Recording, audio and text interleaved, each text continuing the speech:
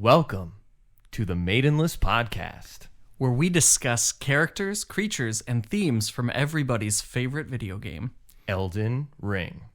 And today, we'll be discussing the start of our journey as a Tarnished in the lands between, exploring the area of West Limgrave.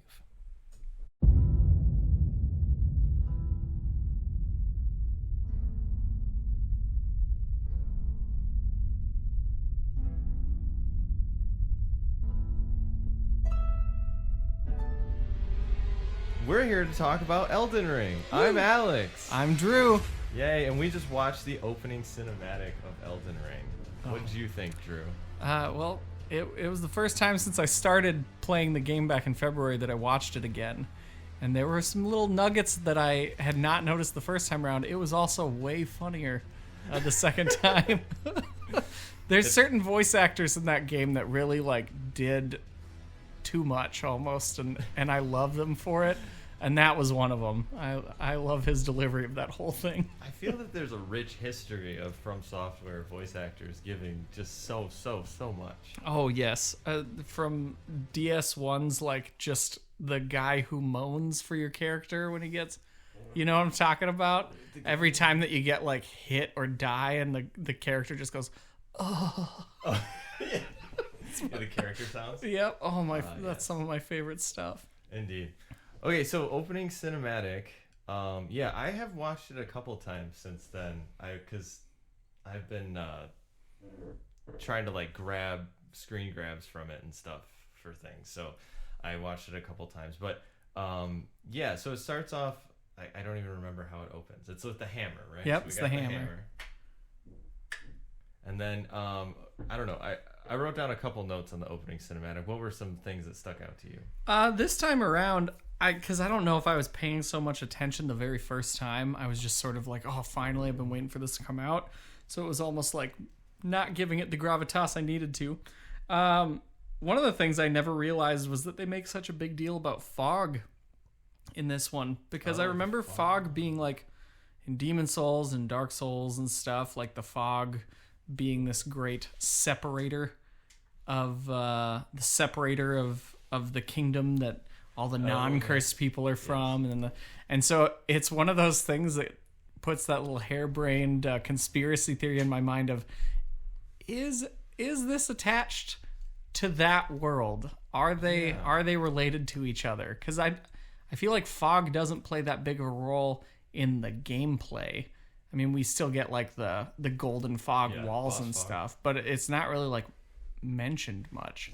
No, I always thought that was kind of just a way for them to, and maybe this is me just generalizing too much, but I always thought it was a way for them to just kind of sever ties with reality. Oh, sure. To be because in this one, a lot of people have talked about the connections to Norse mythology and how a lot of times it's a great fog that connects kind of the world of the gods from the world of the mortals. Okay. Yeah. So I always kind of thought of it as a way to say that this isn't connected to real life at all, and just it's the fantasy framing device. Sure. Yeah. I kind of put that together with the dragons and stuff, that it was not attached to reality, but I might be operating on a different kind of wavelength. I don't know. That's true. Yeah, the hollows when you first get to the, Yep. We don't have those either. No, we don't. But fair enough. So the one thing that stuck in my brain, stuck to me, Margit and Radon, which I didn't see the first time around. Mm-hmm. So I'm who's that old man with a stick? Mm-hmm. Is he hitting a lion? What's going on? Moog and Mikola, didn't notice that the first time around. Mm-hmm. And that's such a beautiful painting too, or whatever the medium is, that I don't think my brain really took it in the first time I saw it. And that's one that I've looked at a lot because I don't know. I like those two characters there. I think it's very interesting. But anyways, the beauty of the artwork there didn't really hit me because it's just kind of like a big dark side of the frame and a tiny little white side of the frame, and your just brain kind of glosses over because there's all this epic imagery. But that one stuck out to me this time. Oddly, I always felt like, and I'm fine with this just being me. I always felt like the most like intriguing visual from that is still the loathsome dung eater getting hung. I don't know why that's so interesting to me. It's easily the creepiest one. It's the one that in my initial playthrough brought the most questions to my mind as well. I was like, I gotta meet this guy and figure out what his deal is. And in true From Software fashion, I did meet the guy and still have no idea what his deal is. But... Have you watched any of the... I can't remember what the guy's name is. He has like I think he's from New Zealand. Okay. But he does these... I'll link this if I release this. But he does these videos like, what's the deal with the Weeping Peninsula? Oh, okay. What's the deal with the loathsome dung eater? He just does a very humorous. Okay, sweet. I'll definitely watch that. The other thing was the Christian symbolism. Oh, sure, yeah. Yeah, with America, like the first time we see her, she's in like the crucifixion pose. Mm-hmm. I thought that was very interesting.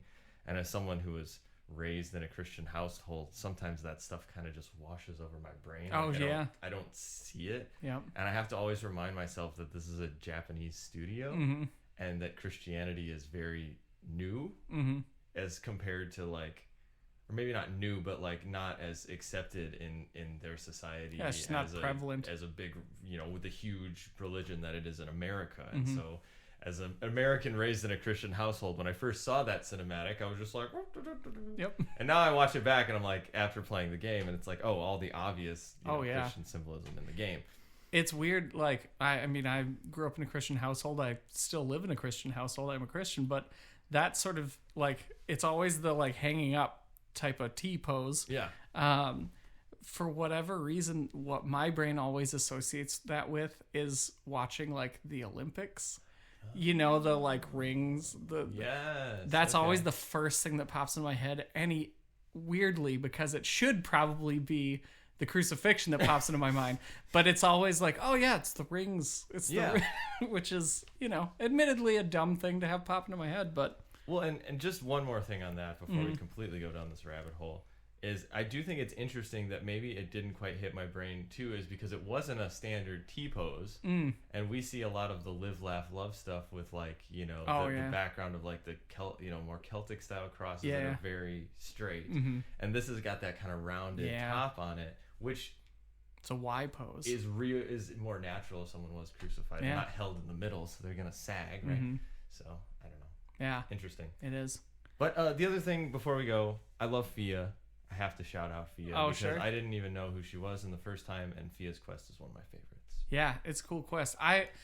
It's interesting watching it this time around too. Like, I'm trying to gauge kind of like who the game holds significant, who the writers of the game held to be significant characters, because I definitely like went a weird route with meeting all the NPCs and whatnot, and so it's just like always a little odd to me, like, okay, who are the actual like main characters in this game? And I know that's always a big question in FromSoft, but it seems like Gideon, I think I just wasn't paying attention enough the first time I played through, and I was like, oh, it's just some like annoying guy, but he's like on par with like Horalu, it looks like, and Fia's somehow up there. And so it's making me like reevaluate like what is the significance of every person. And then realizing just now that we're that weird dead guy that shows up at the very beginning. Like, I don't know what I was doing when I was playing it the first time, but like I did not make any of those connections. Like, I'm one of those characters. Interesting. And it makes me wonder, like, what the heck were we doing when we died? Because it assumes that Horalu came back to life, right? Yeah. And that Fia came back to life, and that Gideon. So, and they were all doing their things, like their separate things. Like, how'd we die? Well, it did say a tarnished of no renown. Right. So maybe it was very embarrassing. That's why they didn't include it. I hope so. Like slipped, fell on own sword, or Oh yeah. or like had a bathroom accident. They're very common. Yeah, I suppose so. Fell, cracked the head on the toilet or something, you know. The other question I had, and maybe you can clear this up, was so the shattering happened after the ring was broken. According to that, like the shattering was when all of the kids who hated each other started fighting. Yeah. I don't know. I thought that the shattering was when the ring was broken. I thought that's what everybody always referred to, but they're separate incidents. Yes. Well, I think Interesting. the implication is that like the war was because they said triggered. Mm-hmm. But it was interesting that the shattering, because they call the war the shattering, but then there's also the shattering of the Elden Ring, Mm-hmm. and I think they're meant to draw a parallel between one another. Okay. But I think it's interesting that they blame the shattering on America, but then they blame the war, the shattering, on the mad taint of their newfound strength. I like that quote. Yeah. That's just a funny... There's always funny ways that they word these I things. I don't know. That one's particularly goofy to me, but yeah. Very angry taint. Right. Inflamed, perhaps. Oh, no. No wonder they went to war. Yes. Oh, man. It's probably Scarlet Rot. Oh, God. Later. We'll get into that stuff later, I guess. But Oh, yeah, man. I guess I also it's weird that Ronnie's the only one of the kids that you even get to really like talk to. I mean, you sort of get to hear from goodness, why can't I remember her name? Everyone has such similar names. The Blade of Mikola. Melania. Yes, Melania, thank you. Like, you get to hear her tell you over and over and over, I am Melania, Blade of Mikola, like, Yeah. every time you die. But, like, Ronnie's the only one that you kind of get to, like, dialogue with. Indeed. And so it's weird because because of that, I don't ever think of her as being one of, Yeah. you know, she's Well, not she's Radon. also- She's not, like... She also isn't enormous. Right, that... Like, yeah. we get to talk to Morgott a bunch, but he's also huge and scary, you know. And Radon grunts at us a bit. He's huge and scary. And Ronnie's just kind of your size. Yeah. A little scary, but Runt of the litter, I suppose. I guess. Well, she has intelligence. Although we never really meet her, do we? Well, not her Physical form, physical right? form. We see like a husk of it upstairs, but yeah. We were getting way ahead of Yeah, ourselves. sorry about that. Sorry. Just all the questions. I had one more note on Yeah. the opening cinematic is that I love the place where like the burial chamber for the Tarnished, where they have like the censure or whatever, and Yeah. they're like doing the smoke. It always reminded me of first time I saw it, it reminded me of Moria. Like the dwarves' tomb, the tomb Yeah. of Balin, I believe is what it's called. That set from the Lord of the Rings. And then the other thing it reminded me of is the Bloodborne Chalice dungeons, which I haven't got to play Bloodborne yet. know you haven't I downloaded it. I'm very excited to, but I have not played it yet. Oh, you downloaded it? I did. It was free, so I was like, oh, nice. heck yeah. Score on Yep. PS5? Yep, on Nice. PS5. So Very I'm awesome. I'm very much looking forward to it. But so we're gonna talk about the beginning of Elden Ring and the first area, West Limgrave, today. And so when we start out Elden Ring, we see that opening cinematic, and we have 10 classes we can choose from. I guess we choose our class before the cinematic, right? I believe that is correct. Yeah. Okay. So the 10 classes are Hero, Bandit, Astrologer, Warrior, Prisoner, Confessor, Rich, Vagabond, Prophet. and Samurai. Nice. Yes. So Drew, what class did you choose on your Elden Ring adventure the first time? I chose the Wretch. And that is because in every Dark Souls, whatever FromSoft game that I have played up to that point, I have been a deprived. And I don't know why. I mean, I know that part of it is the very first time I played Dark Souls 1, I accidentally I deliberately went with the Thief Sneaky. Yes, very sneaky. I grabbed the wrong starting gift, or the right one, depending on how you like to play. Wound up in Blighttown a little bit too early, the back way. And ever since then, I have been like, you know what? I'm going to keep it simple. We're going to start out just a piece of wood and a loincloth and figure out the game that way. It seems authentic to me. I don't know. That's why. That's wild. I've never heard that story from you before. How about you? What did you start? What did you start with? I started with the Confessor, just because they looked really cool. That's a good reason. I like that. I thought they had the coolest starting gear. Sure. And I thought So the other thing that we should probably talk about is Dark Souls 2. Did you ever hear that term tossed around? I have heard that a lot. Yes. Okay. So I took that very seriously the first time. Scholar of the second sin. Right. So I was like, broadsword, heck yeah. Yeah. Bring it on. The broadsword is OP, and so not so much in this game. No. I mean, depending on how you play, but yeah. Anyways, okay, so then we watch our opening cinematic, and we end up in the Chapel of Anticipation. Square room. There's a dead person in the corner, and a lot of messages that say, "Praise the jumping." Mm-hmm. So we all jumped. Oh yeah, and I tore through every piece of furniture in that whole room.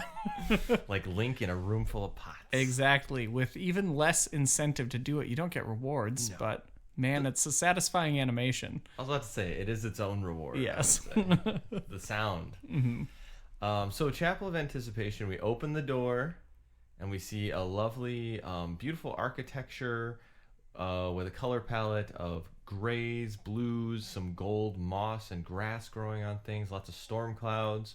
Make our way down some scaffolding and some stairs to a big pavilion where we see the first boss of the game, the Grafted Scion, the infamous From Software tutorial boss.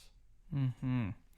And I died to that thing quick. Yes. As with every one of their bosses. What did you think of the design of the boss, the Grafted Scion? It creeped me out to no end. I have a certain threshold of arms that I can handle, and after 2, it gets to be a little bit more than I like. And that thing definitely had more than 2 arms. His swords were fun. His shield was very fun. I would have loved to have looted those from his corpse, but alas, no. Yeah, I was going to talk about it. Upon victory, I mean, I died to the Grafted Scion very quick. I actually had a heal, too, because you don't have any heals for that fight at the beginning, because you don't have your Crimson Tears yet. So I actually had heals as the Confessor, but I didn't. Again, I was like you, paralyzed by fear, and I didn't think to use it, so I died pretty quickly. But yeah, upon victory, you get his swords. I don't remember the actual title of those swords. I think it's the ornamental. Is it straight the ornamental swords? straight swords? There you go. I think we got it. And then the Bear Crest shield. Mm-hmm. Did you ever use any of those? So part of the other reason that I go for deprived / wretch every time is because you start out with like 10 on everything. Is that the same in this game? Is it Yes. 10 on everything? Yeah. And you start out as a level 1, so you can, level up to like pretty useful stats pretty quick. And so I definitely play through trying as many different things as possible. Okay. So my first playthrough on any of those games takes forever. Yeah. Because I want to find every item that I can. I want to see what all the attack animations are like. Are there weapons that aren't maybe effective but super fun to use? That sort of thing. And one of the many builds that I've morphed my guy, his name is Bonk. I morphed Bonk into over this last year, almost year of playing, used that shield for aesthetics. Mm-hmm. It is very pretty. It's very pretty. I forget what is actually on it. It's just a bunch of like bear. golden designs and things like that. I couldn't picture the specifics of it. I just was like, shiny, big. I'll take it. Thinking of like Patches has a very interesting shield in this game, and I think I'm thinking of that one. But anyways, upon defeat, then we weirdly enough, what freaked me out, because every other Dark Souls From Software game that I've played, when you die to the tutorial boss, you always get, you talked about the Oh yeah. and then you get the you died, and then the dark, and then it fades out. This one just was like black screen. Yeah. Did you notice that? Yeah. That was kind of weird and jarring. Yeah. But with any new game too, it was a new console. I got a PS5 specifically for this game. Yeah. And it was a new console, new game, and when that happened, my heart sank, and I was like, "Oh no!" Either the game crashed, which isn't the worst, but it can be very annoying and brought me flashbacks to Oblivion days where the game crashes and then all of a sudden everything you've ever done is corrupted and you have to go get like a GED and stuff it's horrible. Yikes. And then so it was that, or oh no, like I somehow broke my PS5 right away. Yikes. Yeah, they know how to make you panic. Yeah, so that was weird. I thought that was kind of strange, but then it goes to another cinematic of we see Melina and Torrent. Mm-hmm. Yes, that was kind of cool. I forget exactly what she says there. Something to Torrent. Yeah, she talks to the horse, which is cool. But yeah, basically says something like one of their kind is sure to. I love, you talked about the voice actors earlier. Mm-hmm. I don't know if people have heard that at this point or not, but they always go for it. Oh, and yeah. like even Melina, who's a very subdued like voice, she kind of has a soft voice, a little bit breathy. She is like, seek the Elden Ring. That's when I was like, oh yeah, okay. Elden that's the name of this game. Yeah. And there's other characters that do that too. Yes. It's like anytime they say Elden Ring, it's the Elden Ring. Okay, but anyway, so then we pop up in the actual tutorial area, and that's the area you mentioned. Do you want to tell us about that? Yeah, little dank cave with a little hole in the ground. Now, when I played it, I think it was before they had done the update that made that optional, because I believe there was like a pretty early patch that like. Oh really? Yeah, I think like because I got it like day one. Yeah, so did I. I think day one it was not an optional area to go through. Like you couldn't just go left and up the stairs and out the door. And so I went down there and fought the hardest boss in all of From Software history. Pop-ups? Tutorial pop-ups? Yes. Oh, they get me every time. Oh yeah. No, the guy who I've seen affectionately referred to as Rick, Soldier of God. Yes. The Soldier of God, Rick. Soldier of God, Rick. Yeah. So I've heard some people say that they completely missed the tutorial area. Oh man, that's a shame. Yeah, I did it because I talked to the little ghost man, and he says, "Take the plunge." Mm-hmm. And I wanted him to say, "Take the plunge, you won't die." Yes. But he didn't. But I did take the plunge, and I was gonna just say like, it's interesting. This is the first game where I feel like they have done the tutorial pop-up, like tell you how to play their game. Yep. Because before there's like a thing like R1 attack. Yeah. You could like open up the little messages on the ground. Here they're like, no, you need to know this. Yeah, you need to know this, which people have complained about, but I didn't think it was too bad. No. You can actually turn them off. I started a new game the other day and I turned them off. I had no idea. Yeah, you can turn them off. There are many things I have not done in that game. So the first enemy you meet are the kind of hollowed nobles. Mm-hmm. And I thought they were kind of cool, pretty easy to take out. Oh, yeah. And then we start to see the soldiers of God Rick. Because you're immediately in, like, you talked about the cave, and then it opens up into, like, this little, like, wood, like, a lush green area. Mm-hmm. And there's one of the soldiers up on the ridge, like, shooting a ballista at you, or a crossbow, yeah. And then we start to fight a few soldiers, and then we have the actual boss fight with the listed boss. The other thing that is new to this game from other Souls game are the Stakes of Marika. Yes, indeed. What do you think of the Stakes of Marika throughout the game? So, because of my unorthodox methodology when playing these games, I did not understand the point. And so Okay. I would activate them. Is it or no? Stake of America is where you respawn there, right? Yeah, that's where you respawn. So that I didn't know what was doing that.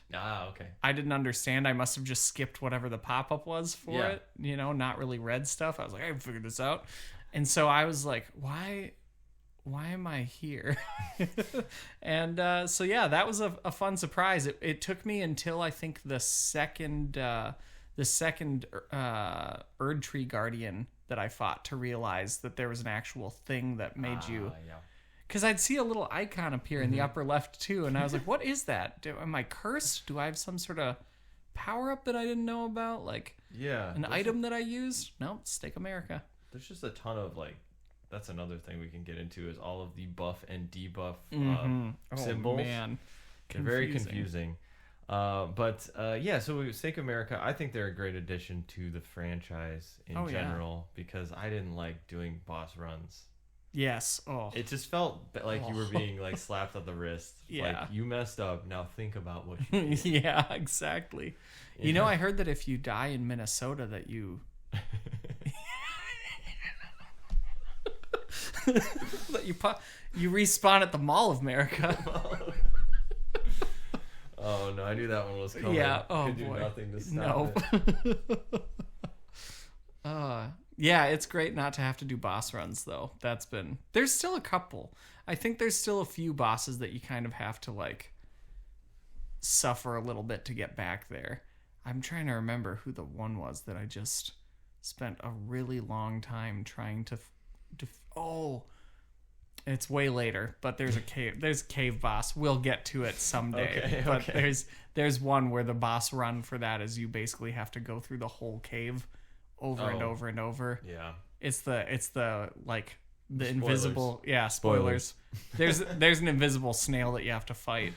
Oh yeah. Yeah. It's the worst. I hate that cave so much. But anyway. Anywho, back on track. First grace. Yes. So we get our first grace. Bonfire. Yes. I've been brainwashed now. I used to call them bonfires, and now I call them graces. Nice. So you do. The branding has worked. I Yes. guess.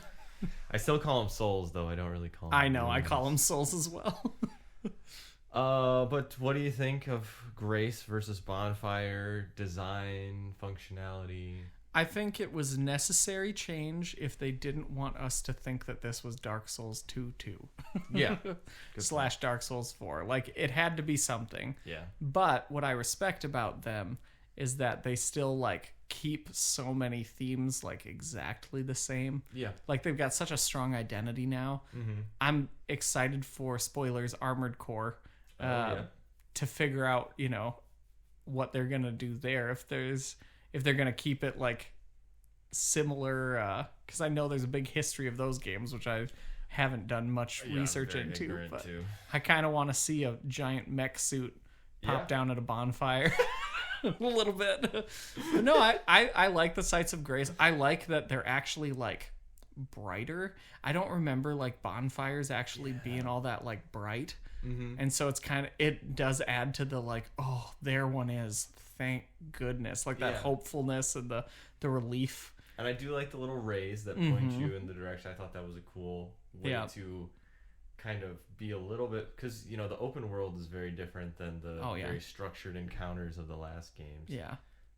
So, you know, that was nice to just be like, hey, we know you're on your own little adventure, but if you want to stick to the plot, it's over here. Oh, yeah. Cool. So then, question for you about this area. Yes. Because I know the way that they design it, a lot of these times they like want you to come back, right? Mm-hmm. And a lot of the times I don't want to come back if I can get stuff done right away. Yes. Now, I think, if I remember correctly, in the little like gifts or whatever trinkets that you can select at the beginning, you can select the stone dagger things. Stone sword key. Yeah, yes. Stone sword key. Yep. Did you do that? And did you go down there? Not. No. I not the first did. Time. That was the first thing I did in the game. No. I saw a secret area and I was like, good. This must be like this early reward. Well, it was that initial, like, there's a fog wall, and it was a gray fog wall, which is what I'm used to. And so I was like, there's a boss back here. It's early on in the game, so there's a gamble where it's like, this could be just an early run that I could do for runes, I suppose. Souls in my mind, but runes. Or this might be a part of the game where they expect me to come back later and revisit it. And to that I say, screw that, let's do it now. So I unlocked the thing, ran into the little poison pool there. The little troll from the developers.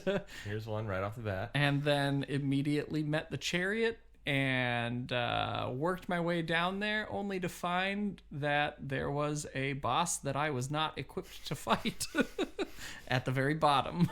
So through stubbornness, I got myself kind of stuck, and then through stubbornness, I persisted. Fought him probably 20 some times before I kind of figured out how to like beat him down to stagger him and then go in for a critical. It took me forever to figure out what was going on with the critical too, because it was the ulcerated tree spirit. They're so big. Where do you crit them? Yeah. Well, yeah, it's so big. I was always behind it whenever it would fall over, and then I would like go, well, it fell over. Like, I have to be able to crit this thing, and it wasn't until like pretty far into my attempts that I realized where his head was, and then it's that weird glowing orange spot on the side of the head. I wasn't used to them helping like that. Yeah. And so it's like it was a very confusing visual fight, but I got it. Some of the bosses, I feel like they have to help you because they are so oddly shaped. Yes. I still am not 100% sure I know what the ulcerated tree spirits really look like. You know? Like a big flying slug in my brain. Yeah. I know what their mouths look like. I'm very well acquainted with the mouths. So you beat the ulcerated tree spirit after several attempts and got the golden seed. And did you also get the dragon communion seal? That's another thing I remembered was down there. Oh. You know, there's a large amount of items that I like maybe looked away for a second when I got them, and then when I would go through my inventory, I'd go, what the heck does that do? And then there's so many things, and so even now there's stuff like I had never used one of the spoilers, but one of the goodness, what do you call them, the arcs, the rune arcs. Rune arcs. I only used my first rune arc maybe a month ago because I didn't know what they were. And so I kept getting them for like helping people and stuff. I'd get these things and I'm like, what does this do? And then I never could figure it out. And it seemed like using them didn't do anything. Yeah. And I mean, long way down the road too from talking about. You're not going to get a great rune for a while. Right. And even when I got great runes, I didn't know what to do with those either. I thought when when you cash them in for the sweet gear, I thought that's what I was doing. Yeah. So I was like, oh, well, I don't have that anymore. Yeah. And then I just never revisited. So I think with the like dragon communion thing, I had no idea I had it. I'm still not even sure I've used it. Yeah, I mean, it's just a sacred seal that boosts the dragon incantations, which I guess we'll get to. Okay, yeah. So we emerge from that little area, your real tutorial area, and then we get out to the second grace where we are greeted by quite the view. This second time I took it in a little bit more, I guess not second time, but this time when I was looking at the beginning of the game with more of a critical eye to talk about it, I noticed that from I don't know if it's from the what is it called, the Fringe Folks Heroes Grave where you emerge. I don't know if you can see everything from there, but I looked from the next church where we're going to be, so I assume that you can see everything from the beginning. But I saw the Chapel of Anticipation where we started to the left. Then you see Stormvale Castle. Then you see the Erd Tree, and I definitely didn't catch this the first time, but you can actually see the Forge of the Giants. Really? Yes. Oh. And I came back with the telescope after I bought it just to make sure, and you can definitely see the Forge of the Giants. Yes. The big bowl. Oh, so, dude, that's sweet. Yeah, so right from the beginning, they show you every place where you're supposed to go, and then we have our first like real NPC that we can talk to and interact with, which is Vare. Vare, the greatest NPC of all time. Love him. Yeah, he has quite the voice. Yeah. I mean, he's like, that voice actor should win every award that you possibly can. He's so creepy, so intriguing, so like spiteful in his delivery of every line. Like he hates you. And I figured out why we won't go into those spoilers right now, but like I could not for the life of me understand what I did wrong to this man. I was like, dude, why are you roasting me? Every sentence has a roast in it, it seems like. Right? It's just it really like does. putting me straight down. And we a lot of this conversation was lost to time. I'll do my. It says, unfortunately for you, you're maidenless. And then what did he say? Over the hill to challenge Godric the Grafted. And he talks about the round table. He gives tons of plot. Yeah. For such an angry man. Oh yeah. But does he call you Lambkin at that point, or is that later? He calls you several terms of endearment that even my own wife calling me would be like, I don't like this. But boy, do I want to figure out what your deal is. Yeah. Like, because he talks with like terms of endearment, but he's also kind of roasting you. He's like all white, which we had talked about was kind of like the shorthand for a good guy, but it's very clear that he has some ill intent. Oh yeah. Well, and little spoiler, not plot spoiler, but equipment spoiler. His weapon of choice. Interesting, yeah. Is exactly who he is as a character. It's a beautiful look. Yeah. Used to bludgeon the crap out of someone. Quite deadly and dangerous. Mm-hmm. Yeah, a lot of people I feel that hate Elden Ring. I don't know if you've listened to any like of the rage against Elden Ring. Oh no. But a lot of people who are angry at it, it seems that they attacked Vare. Oh. At the beginning, they saw him as an enemy and aggroed him, so they got to see his weapon. And of course, Vare is like, I don't know, he's much higher level than you at the beginning of the game. So they just get whipped into the ground, and then they would complain, then you run in the other direction, and then you see the first field boss, the Tree Sentinel. Yes. And did you fight the Tree Sentinel? I tried. I tried too. I didn't do well. No. I was like, how many tutorial bosses are we getting in this game? Like, we already had Grafted Scion. We know that the Soldier of God, Rick, oh my gosh. nearly impossible fight. And then me going down to that hero's grave fight in the ulcerated tree spirit, and then suddenly you get the Tree Sentinel, and it's like, I think this game hates me. I think that's why they put Vare first, so that they got a voice to how they felt about every player. That's true, yeah. But I didn't find. I found that it was pretty easy to just go around too. Yeah, after a while, I figured that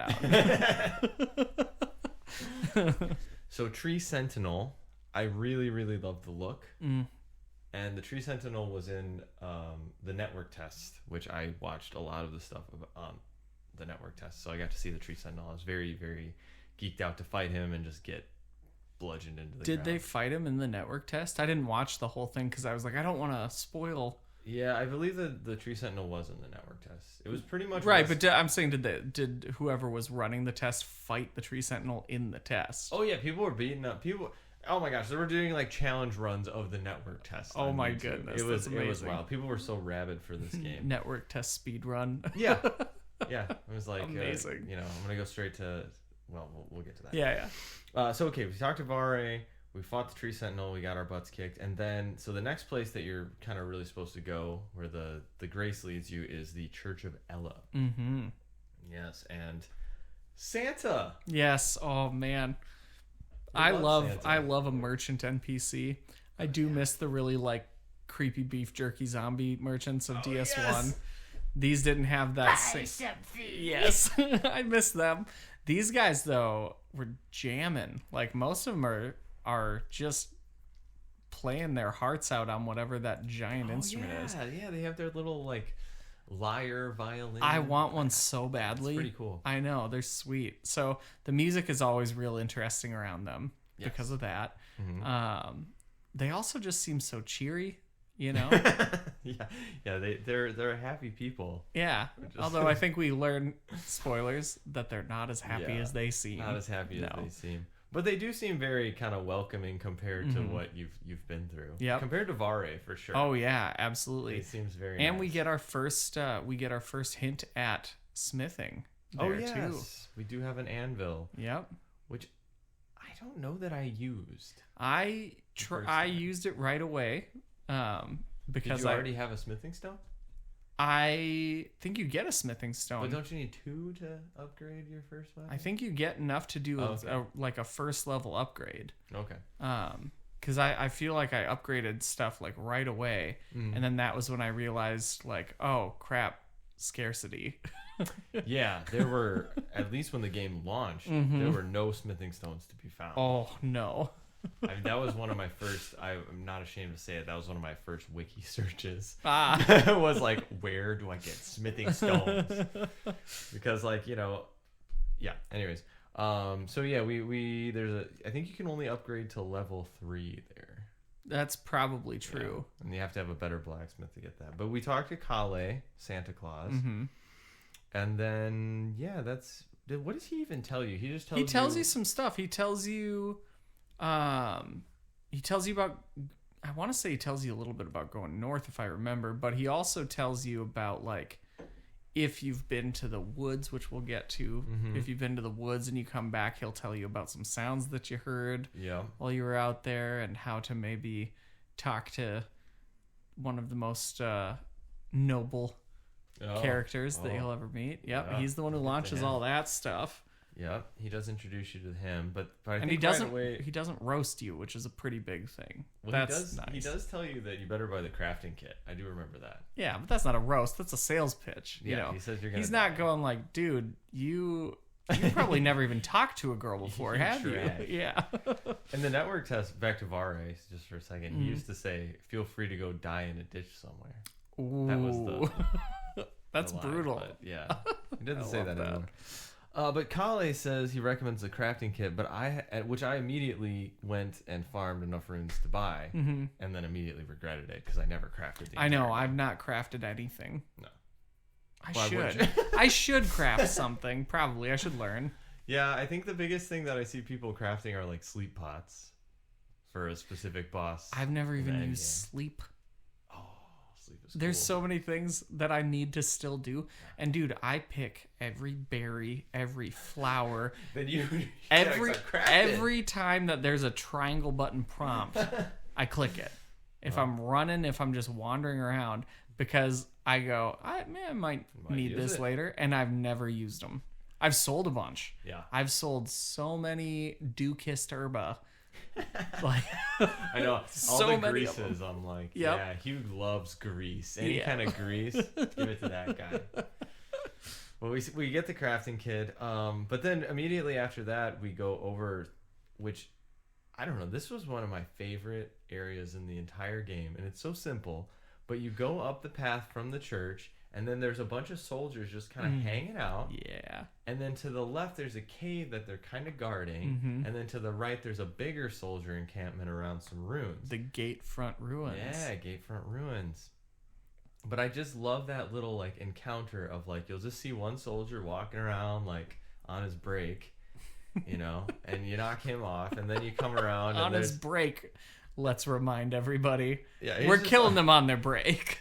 Well, he's clearly not like marching or doing anything, which is cool to see because typically in From Software games, all the enemies are just like rabid, and they immediately sense you if you're in their range, and then they go after you. And these guys don't typically see you unless you're like right up on them. Plus, I mean, this is the first one of these games where we've had stealth. True. We do have stealth. And, so you can sneak up on them. Yeah. And then you see, like, you go through the woods a little bit, and there's some, like, soldiers camped out at fires. And they're actually just sitting there chilling, which is kind of weird to see in a game like this. Yeah. And then, like, you get further and you see the soldiers en masse in their kind of, patrol area. But did you have fun with this little combat encounter? Did you go to I go back all the time, actually. Still, really? Yeah. It's just such a fun little place. It's so weirdly like low pressure, especially once you kind of figure out the dude with the horn and all that stuff.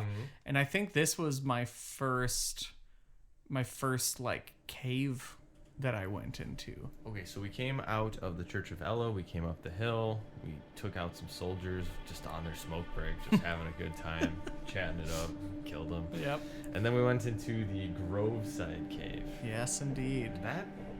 It's coming back to me. It's full of wolves. It's correct? Full of wolves. There's like one main chamber that I foolishly jumped into because I didn't realize that there were two types of wolves. Yeah. There's the wolves, and then there's the wolves. Yeah, the big wolves and the little wolves. Yes, and the big wolf is sitting right behind you when you jump down there. Yeah. So you land, your guy kind of takes his sweet time to stand up again, and that's when he swipes you and kills you. Yeah. So I had to strategize a little bit going through there, just like taking them out one by one, being stealthy. And Isn't there a side passage? there that is you a can side take passage too? that I should have taken. Yes. And there's one wolf in there that you can kind of get the drop on, so to speak.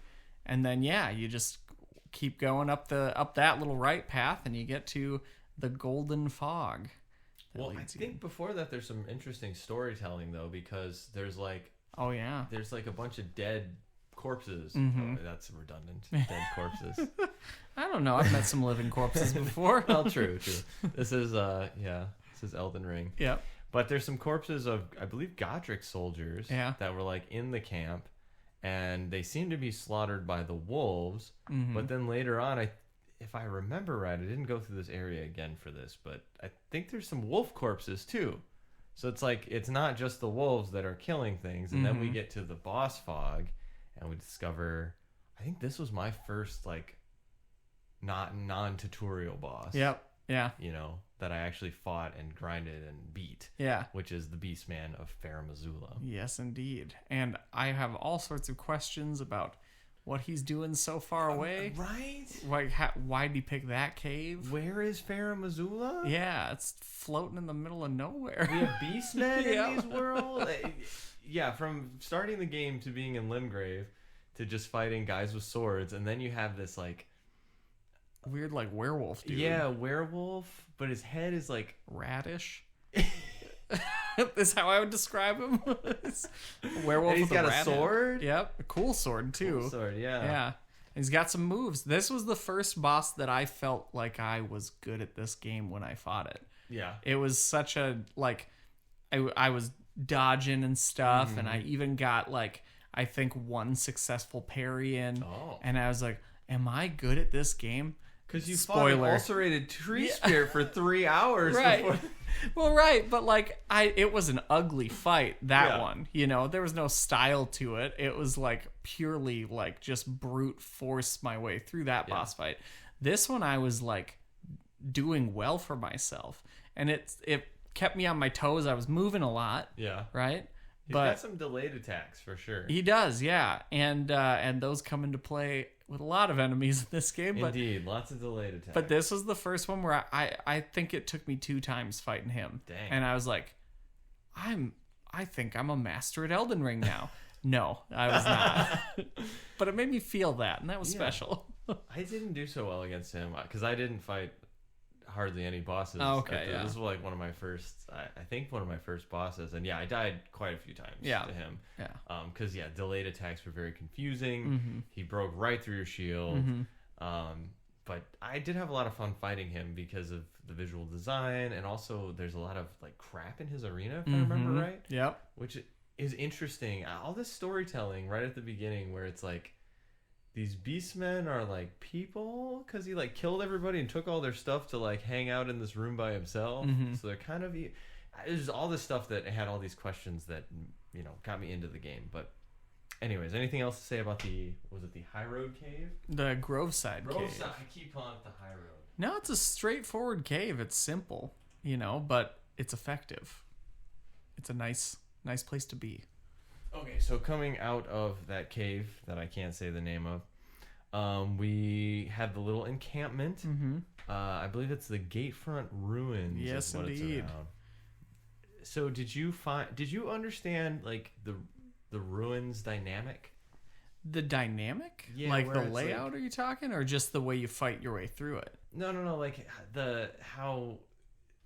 So this game screws me up with runes and ruins. Oh, okay. But like there are on your map, it'll say like ruins. Oh, yeah, okay. Now I get what you mean. I did not understand that every ruins had a underground chamber where I could go get an item. Yep. I didn't understand that for so long in the game. I just thought it was landmark. Yeah. And I guess that's down to me not exploring super well. But some of them I found them and I was like, oh cool, yeah. there's some items. But then I just kind of assumed that some of them were just landmarks. That was incorrect. No, so the way I play is always walk around this place until you're certain that you will never have to come back here again. Because there's as much spite as Vare has for me, I play with spite towards the game itself. So I go, I don't ever want to return here if I don't have to. And so, pretty quickly, like by the second ruin that I found, I was like, the ruins always have an underground. This is where the reward is. Okay. Yep. Yeah, it took me till like Liurnia to figure that out. I like it though. I think it's great. Yeah. This one had a lot of rewards too, because it had the 2 carts that were parked. You know, the ones I'm talking about. Because I think one of them you get like a Morningstar mace or something, right? That is a different one. Oh, this is it one a different has the. We're talking about the tribute carts. Yeah. That the trolls pull. There's one parked by the Gatefront ruins. There's 2 of them parked at the gate. 2, yes. Yep, one on either end. One has the Lordsworn Great Longsword, yeah. Yeah. I don't know what the other one has in it. I can't remember. Yeah, I can't remember what that one had, but I just remember like those rewards felt good. Yeah. Even though I couldn't use them right away. But they felt good. It was like, oh sweet, I'm getting some equipment. Nice. Yeah, that was good. I think that's when we also encounter our first knight. Yep. Yeah, and that was interesting. I was like, why do I have a shield that's so ineffective and he has a shield that's so effective? It's because you're the player. That's why. Yeah, them and the dude with the horn. I thought that was a fun dynamic too, because it made the stealth actually important. Because it's like, oh, I gotta think about how I defeat these guys. If it's like, if I pick on the wrong one first, I get the whole camp called on me. Yeah, and you can attack them to stop them from blowing the horn. Yep. And it's always funny. Yeah, they're like, yeah, that's great. Love doing that. There's also a few dogs in there. Yeah. But there's also a Grace next to the gate front. Yeah. And the Grace is where we meet Melina again. Yes, indeedy. Yep, and we get the Honda. Yes, indeed Honda we Accord. do. Yeah, a Honda named Torrent. Which, I don't know, this is going a little further, but I thought Torrent was never really... the game doesn't put a lot of stock in Torrent. No, it does not. He's just a thing that helps you get around. Yeah. And Melina talks very highly of him. Yeah. You know, treat him with respect and stuff. And she also talks about our inability to... we don't have a maiden. She says she can play the maiden. And I guess I was always kind of confused about the role of a maiden. Because like, the gameplay aspect is always that, like, from DS1, you know, you had, what was her name? Oh. She came from Astora, right? No? Am I wrong? Is it the one that was locked underneath the... Yeah. Yep. Yeah. I can picture the guy that kills her. I can picture getting revenge. Yeah. I remember that clearly. I can picture kicking that guy off the ledge my next playthrough. And I remember she would always say, like, she didn't want to talk to me afterwards when I revived her. Yeah. But yeah, I always assumed that, like, you know, the gameplay function of maidens in these games is to level you up. You know, we had the maiden in black in the Demon Souls, which I never played. Did you play Demon Souls? I'm going to. Oh, okay. I'm very excited for that too. Nice. But then she kind of talks about she can play the maiden, and I think the plot implication of the maidens is that they tell the tarnished champions where to go. I think it may be slightly deeper than that. Okay. And this is based on nothing. So like if you're listening to this and getting enraged by my ignorance on the subject, like, cope and seethe, I suppose, but sorry. But take it away. It seems like the fate of the maidens is a sacrificial one. Oh, weirdly. Okay. Because you have her, which, you know, we could get into the spoilers or not, but you also have like the grape girl, you know? Yes, the right? grape girl. Yes, Hayata. the grape girl. And like, I'm trying to remember if there's one more that's technically like a maiden figure. I think there is one more that I'm not thinking of, but I feel like all of them have kind of not fun fates, and it's integral to whatever that plot line is that person. It's kind of like their. Well, here's a question: do maidens eventually become finger reader crones? That is a good question. We haven't talked about that. Have we met any finger reader crones yet? I don't know that we have yet because we haven't been to the round table hold. We should probably wait to talk about that. Yes.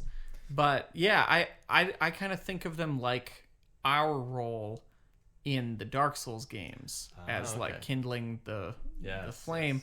Yes. I feel like there's a parallel with them because it seems like they burn pretty easily. Spoilers. Well, speaking of burns, yes, Melina, the first thing I notice when they show her is her hands. When she takes her hoods off, she has just burns all over her hands, which I thought was interesting, which will come into play later. But she doesn't tell us a lot. She just basically tells us that if we're cool with it, she'll come with us to the base of the Erd tree, and she gives us the spectral steed whistle. Which, thank goodness, because I can't whistle. Well, thank goodness, because if you had to do this game on foot, which I've seen people do, no torrent runs are a thing. But yeah, that's a lot of... It's a lot of walking. It's a lot of walking. Okay, so we have basically been told by Vare that we need to go over the hill to Stormvale. Melina's told us to go to the base of the Erd tree, which it seems like is pretty... Stormvale's on the way. Yeah. Well, it always looks like the Erd tree's just right on the other side. Yeah, it really does. I hate that so much. So many times I was like, all right, we're just about to... Oh no. Oh, no. Not again. There's a whole other landscape, and it's all a different color. So at this point, you were Wretch. You've been doing stuff. You said you went south first. I did. I kind of wrapped around a little bit in a weird way. And yeah, I did go south, partially because I knew that the plot was taking me north, and I wanted to make sure that I didn't miss anything in case I wound up hating Limgrave and never wanted to come back. There you go. So in my completionist mindset, yes, I started to like explore a southern course. Yes. And wound up going down to the Weeping Peninsula and stuff. But I also checked out, like, on the way down, I went the lake route and the weird, like, waterway. And, you know, found some interesting people and enemies and weird stuff by mistake. I went northwest because I was a spoiler boy. And I knew what awaited me, and I just wanted to take a shot at it. But we'll go southeast first. Yes. Southeast from the what is it, Gateside Ruins? Gateside Ruins, yeah. Yes. So, which there was some stuff we missed anyway there. Right? There's a little bit of stuff. Because on the way south on that road, you run into some interesting things. So which road is this? What this is the road leading south from the Gatefront Ruins. Oh, yes. Right? Yes. So we find the bird's eye view telescope. Yes, which one of those. Makes no sense to me. I thought that those were going to be way more important than they wound up being. Yeah. But it's kind of fun. You find your first funeral procession looking thing. Oh, yes. Right? Yes, we talked a little bit about the... Well, I don't know if it was recorded, but we talked a little bit about the big cart tribute things, carts. Yeah. Yep. And fighting your way through those, which is super fun, I think, anyway. Well, there's a new enemy there, too, the Kaiden Warriors. Yes, indeed. Yeah, those guys are cool. Oh, they're beautiful coats. I have so many of those. Yeah. I like their set a lot, and I like that they're on horses. Oh, yeah, horseback enemies, dude. Yeah. Like, that dynamic was so fun in this game to me, fighting horseback enemies. Yeah. Like, I mean, I fight them on horseback, sure, but fighting a guy on horseback on foot seems so much more exciting to me. They have so much more range and speed. Yeah. I love that. And then nighttime enemies. Yes. We will get to that. Let's talk about Agil Lake again, though. Yes. Because that we lost a lot on Agil Lake. Yeah, that's all right. That's all right. So we talked about how we went, if you take the road around Agil Lake, you can have a encounter with Yura that I did not have my first time. Yura, the Bloody Finger Hunter, who you said you almost killed him for his hat. Right? I did. It was such a sweet hat, and I play for fashion almost as much as I play for completionism. Yes. And so anytime I see like a cool hat or just sweet piece of armor, I'm always like, oh, I hope I get that later. Yes. And he has such a great voice actor too. Yes. We talked a little bit about that. We talked about how his voice actor sounds like he has whiskey for breakfast, glass for dinner.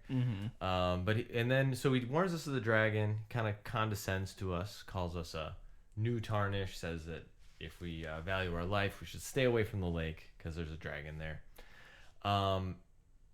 But I didn't get this encounter because I took the jumpy way down from the first step. Yep. I took directly south, jumped down with my horse, and then was immediately confronted with the dragon. And, had lots of fun fighting Agil. Yeah. But then we go up to the north side of the lake, and we have another encounter with Yura when we're invaded by the Bloody Finger Nereus. Exciting fight. Exciting to know that was the confirmation that humanity didn't matter, which was the only thing that always stressed me out about the other games. It was like the only way to really take advantage of full online play is to utilize this finite consumable item. And it was just like so stressful to me, and to be invaded, and obviously it was a scripted invasion, but to be invaded while there was no weird status I had to be in was very like, oh yes, we don't have that anymore. We've grown past it. Yeah, that's nice. And it was also very nice to know that at least like in this one, the NPCs actually do things. Yeah, because that was fun to see. If you can survive long enough against Nereus with his blood blade that'll make you bleed out if he hits you with a couple of range attacks. If you can survive long enough, then Yura comes to help you and has some great dialogue where he just gets really angry. Yes, a mad taint. Yes. He certainly has a mad thing. But then, if you kill Nereus, you get his dagger. Yep. Which I actually did a playthrough where I did mostly with the Reduvia. It's really overpowered. It is overpowered. It also reminds me of Cold Medicine, just by name alone. And so I have a huge aversion to Cold Medicine. I hate the stuff. Yeah. And so I have this like real negative thing associated with that dagger, despite it being just a cool dagger. Yeah, it's pretty sweet. I love the design of it. It says something like perpetually coated in blood. Yeah, it's a cool thing. But then we talked a little bit about how there's so much finger symbolism. How it's very unnerving. Yes. Just finger injuries. Yeah. Fingers. And I didn't even put together until just now, really, that Bloody Finger Nereus would have been associated with Vare. Oh yeah, which would make his dagger companion piece. Spoilers. What was that? Oh, spoilers. Yeah, sorry everybody, spoilers. But that makes the design of that dagger less odd. Yeah, which is kind of cool. Yeah, there's all those little layers of things that totally. They never tell you any of this stuff outright. And it just clicks like, one day in your head, and you're like, it's usually when I'm like driving. Whoa. Shabriri's grapes are... I won't get into that spoiler. But so we beat Nereus. We talked to Yura. He kind of explains. Does he explain the bloody fingers? I think he just kind of says that they are a thing. Yeah, he just says they're a thing. He doesn't really get into why or who or what they are. And he's very he when he shuts up, he shuts up. Oh, he shuts up for good. He's like, why are you talking to me? Yeah, exactly. I'm a sucker for what I refer to as the final message from an NPC, because I always try to exhaust all the dialogue, and if it's a real good final message, I'm like, oh yes, this is And then, that 100 times. If you explored like I did, you found a particular cave. Yes. And in that particular cave was a particular man. The man, the myth, the legend. Patches.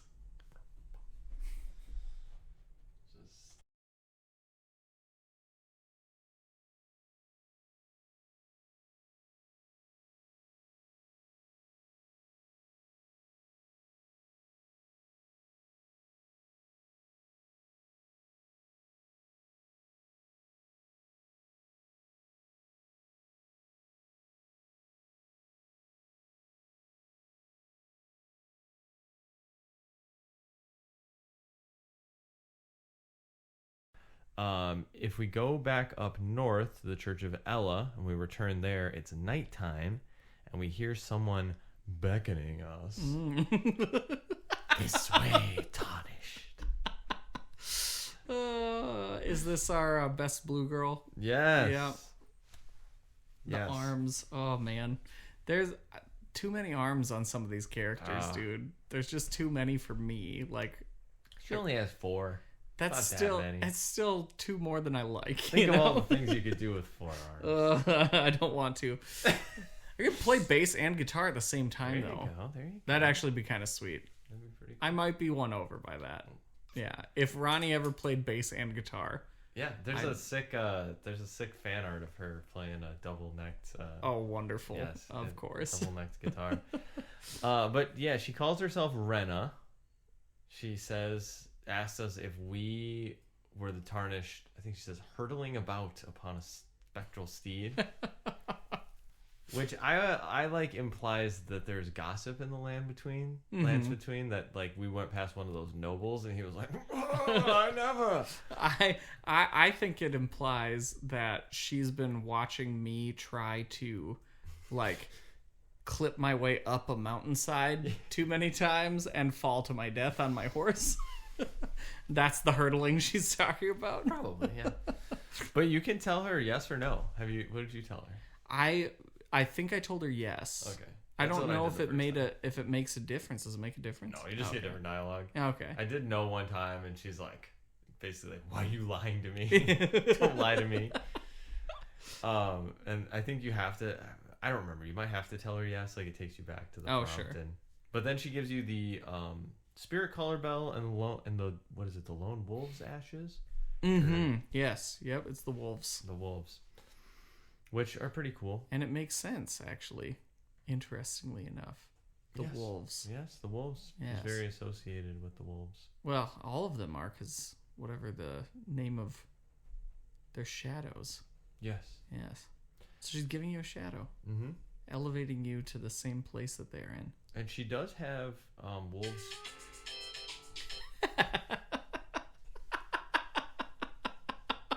It's good, that was right on a pause.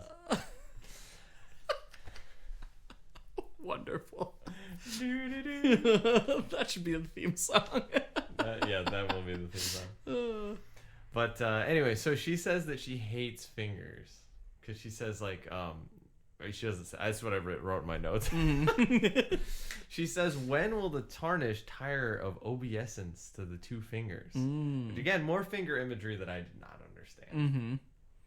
But yeah, then she disappears, and we're kind of just left with that big question of who is this blue lady.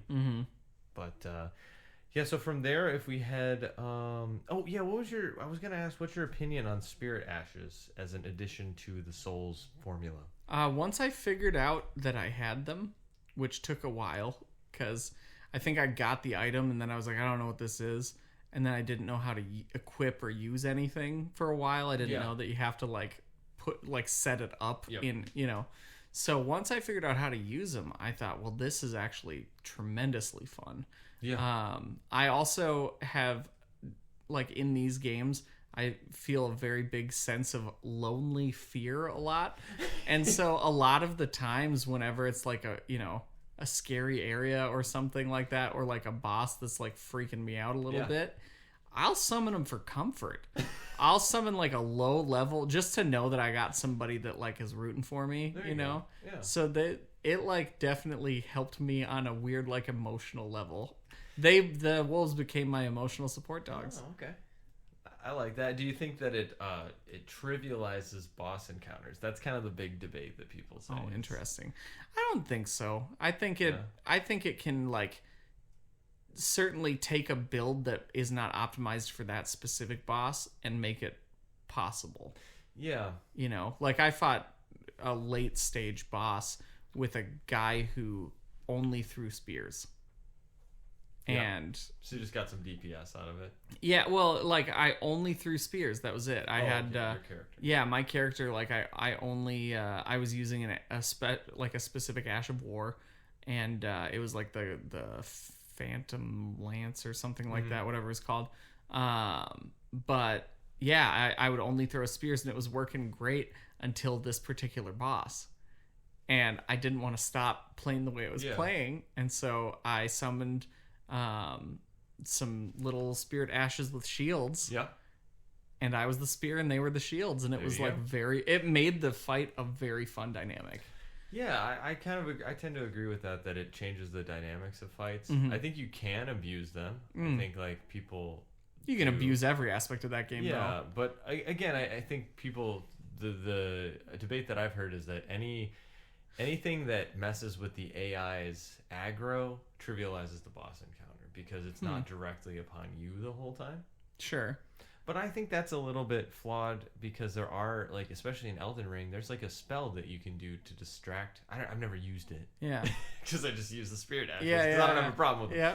But with that debate, you know, there are things to distract boss aggro. Yeah, I think that's fine. That's being strategic. Yeah. It's like I see a big criticism of like fighting styles for duels and stuff where it's like, oh, you just ran away from me. And it's like, well, in actual fighting, like I did fencing for a while. Yeah. And in actual like fencing, distance is part of the fight. Yeah. Like making sure Spacing. that you're doing the footwork to maintain the spacing until the time to strike works, and it's a back and forth. Yeah. And so I think of them as just a strategy thing. I think it's divide up the aggro, do whatever you can to survive. Well, and I kind of view it too as like, I think it is very satisfying to 1v1 a boss, but I do think like with a new boss where I don't know the moveset, it's the difference between a few loading screens. Yeah. Like, I don't like it when my spirit ash just destroys the boss. That's not fun. But if they give me some breathing room where I can heal and learn the move patterns a little bit better to feel like I actually know the boss instead of me getting two-shot. Oh, yeah.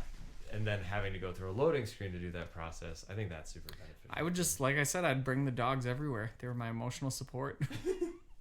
So we went southeast. We explored a few of the things going southeast around Aguil Lake, the dragon, Yura. But then we're going to head northwest and just check out some of the stuff there. So the first thing we encounter is the Stormgate, I believe. The little encounter, which I completely trivialized the first time with my horse. Oh, yeah, I just ran past it. Through. Yeah. I didn't even know a troll fell from the ceiling. Oh, that's hilarious. Until I went back with an overpowered weapon and was like, I'm going to do this encounter. Oh, yeah. Oh, I found out about the troll right away because I didn't want to miss anything in there. So I took the really slow way up, fighting everything I could. And, you know, it was a fun fight. It's fighting a troll, which I love doing, while also dodging arrows, which I hate doing. Yeah. So it's like a perfectly balanced and emotional state to be in. But again, I think that kind of speaks to, like, you know, people say that these games need an easy mode, but I think there is an easy mode. Yeah, just run. Just run, especially with the horse now. It's absolutely, like you can hit people and be 20 feet away in a second. So. Yeah, absolutely. But anyways, we get through the Stormgate. Notable change in weather. Yeah. Everything's really windy. Stormy and windy, which I thought was really cool. Yep. Our first encounter with the apparating dogs. Yeah. You hear a howl on the wind and then dogs fall from the sky? Yep. Wolves? Yep. What's up with that? I have a suspicion about that. And this is a partial spoiler. So partially I am sorry. Okay. But with the whole idea that this game kind of harps on with the like Elden Lords and the, you know, those higher up characters and their shadows, I suspect that perhaps they were shadows for maybe Margit. Maybe it's all wolves, right? It's always dogs or like wolfy type people that get attached to these larger characters. So I have a suspicion that is like, maybe if it's not specifically the shadow, it's at least like something like some that sort of connection. Yeah. Well, and so the whole reason why Stormvale is because of the Storm Lord. And they never tell us specifically who the Storm Lord is. I think it's Godric, is that his name? Godfrey? Godfrey? The first Elden Lord? Oh no, Arms Man. Oh, Godric. Yeah. Well, because so here's the thing: the Storm Lord fought Godfrey. Mm. This is where my lorehound knowledge Okay. comes in. So the Storm Lord fought Godfrey and originally was the Lord of Storm Vale. Yep. And then when Godfrey conquered on behalf of America, Mm-hmm. he killed the Storm Lord. Mm. And then that became like golden lineage Yeah. property. Is the Storm Lord then the big creepy face at the base of the... Oh my gosh. I think that's Godwin, right? Oh. There's too many similarly Oh my named gosh, things. Yeah. This is the George R. R. Martin problem, Yes. where everybody's Everyone named has like... the same name. Yeah. So the common scuttlebutt is that the Storm Lord was a big bird, big hawk. Like the Yep. Stormhawks. Yep. And then the Stormhawks were his vassals, and then when the golden lineage came in, they chopped off their feet and put The swords. knives on Yeah. Okay, We're getting a gotcha. little ahead Yeah, of that's a ourselves. little ahead. But okay, yeah. I can see that. So we see all the storming. We get to the Stormhill Shack where we meet an NPC named Rodrika. What did you think of young Rodrika? Young Rodrika creeped me out more than She Vare was did. freaking creepy. I was like, what are we talking about? And I mean, we maybe got it, but I have a problem with like lots of arms and things. Yeah. And the whole grafting thing that she seemed to be like fetishizing almost in a really uncomfortable way. Yeah. I was like, this is eerie as heck. And like just the way she framed all of it.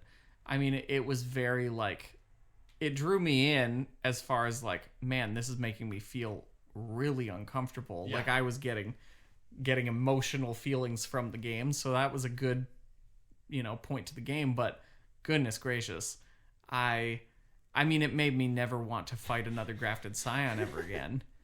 Well, you're in luck. Yeah, I know. But she also gives us the jellyfish. Aw, yeah. Which there's a whole story. I mean, the jellyfish has lore in this game. Yes. So, Every detail has so much stuff to it.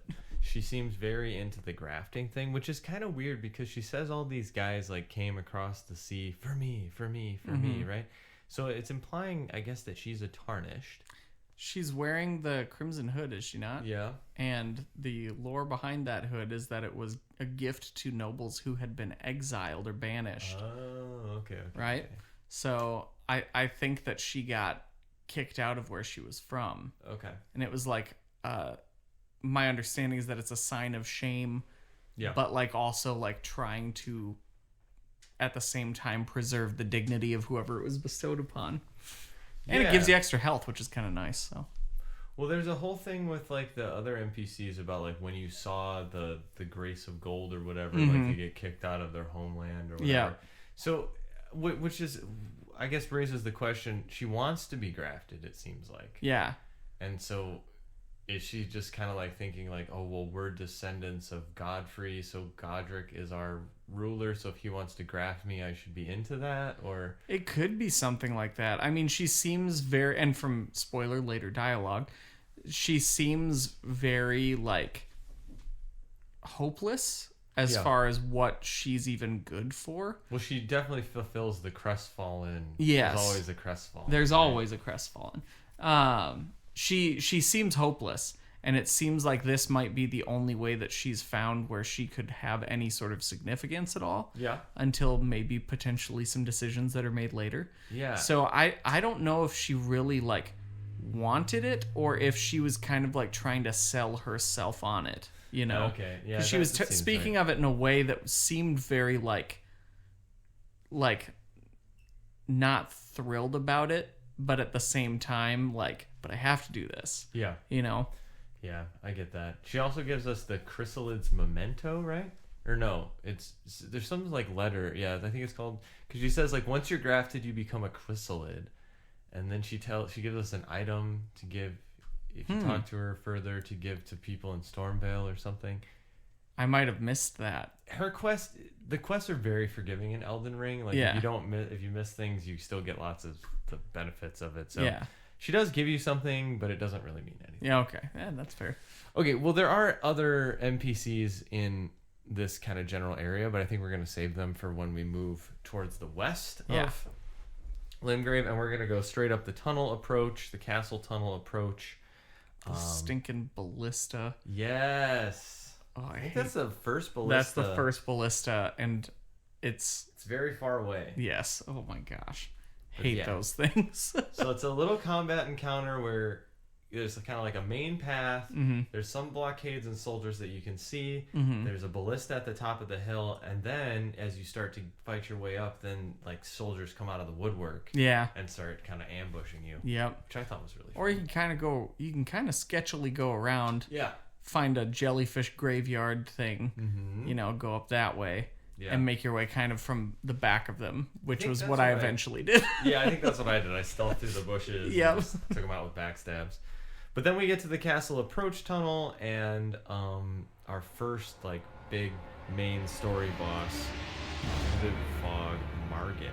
Yes, indeed. Foul Omen.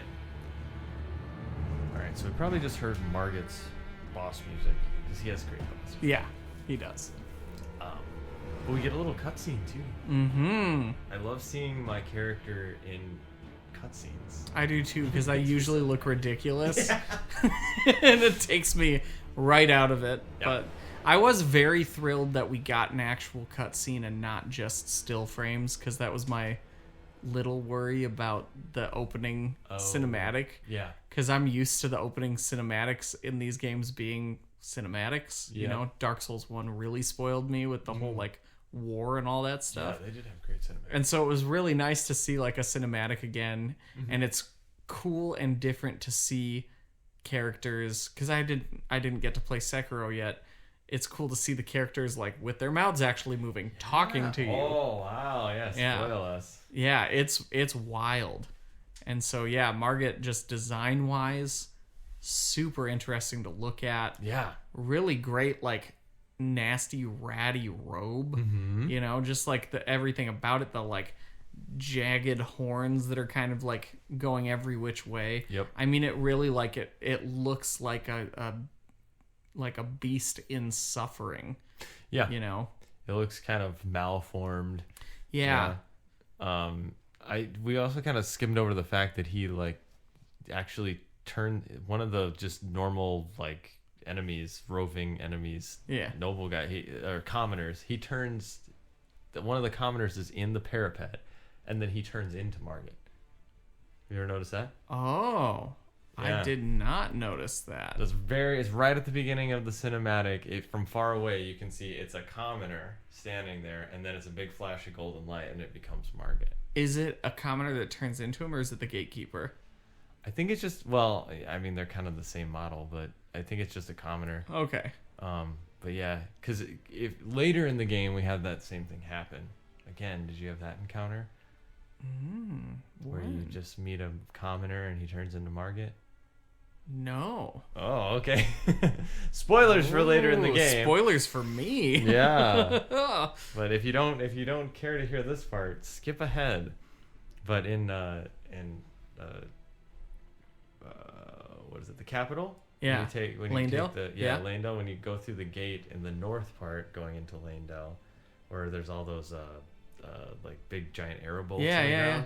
There's a commoner just standing there, and if you come up to him, he turns into Margit. He starts talking to you, and you can fight him as a field boss.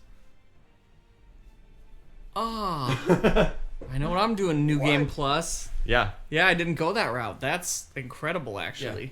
Do you get anything from it? Yes, you get the Viridian Amber Medallion +1. It's a stamina. Oh, dang. Medallion. Yep. Next time through. All right, back to... Anyways, back to the non-spoilery things. So we see Margit jump down. He has a big stick. He says that we have a flame of ambition. No, he doesn't say playing as a lord. He just says flame of ambition. And then he fights us. Did you like what was your setup going into this fight? What was your loadout? My loadout going into that fight was not an impressive one. I think I was kind of still wandering around half naked. I want to say that the weapon that I was using was at that point the Claymore, I think. Okay. I think it was either the Claymore or the Bastard Sword. But it was one of those. One of the great swords. And I think I was two-handing it. Yeah. At that point. and not too much else. I didn't know about I didn't know what to do with the weird greases. Yeah. I didn't have any real magic aspirations, so I wasn't powering up. So it was just physical damage, Yep. big weapon, that sort of thing. And the Claymore has always been a favorite of mine. So I believe it was the Claymore at that point that I was using. Maybe. Yeah, I think I had the rapier. It might not have been, though. It might have been the Bastard Sword. Okay. At this point, I would have been down to the Weeping Peninsula. And I don't remember if you get the Claymore there or if you get it in Caelid. But I didn't go to Caelid first. So, but I know you get the Bastard Sword, and so I think I was fighting him with a Bastard Sword. And I did horribly. Yeah, I really did terrible the first time fighting the boss. And I summoned Rajier. I summoned some people from. You already had Rajier. Yeah, he summons on that fight. Really? I believe. I want to say so. I mean, that would make sense for later, but yes. Because he doesn't talk to you at all, I don't think. Okay. And then you can just summon him as this random. Interesting. Dude. Okay. Yeah. And so I was fighting with him, and then I also summoned. So this was day one, so everybody kind of sucked. So I summoned people from the internet, and we were all just fighting him with +3 physical only weapons and stuff, getting our butts kicked. Now I literally the other day, not to I guess humble brag, but on my level 1 character, first try. There you go. I mean, once you learn the fight, it's easy. Yeah. But man, some of those attacks just waiting. Yeah, the just delays. Waiting for it. When do I dodge? And then you accidentally dodge too soon, and he still doesn't hit you. And then you dodge too soon again, and then you're like, and then he kills you right when you think I'm gonna be okay. And I think it hammers home a couple lessons. Literally. Yeah, one is delayed attacks. Yep. And then the other one is enemies always have way more reach than you think they do. Oh yeah. He can hit you from across the map. different attacks at different distances too. You do not get rewarded for staying close, but you don't get rewarded for keeping your distance either. No, they'll throw knives at you and then do a jumping attack. I don't know. I feel like the jumping attacks are the easiest ones to punish.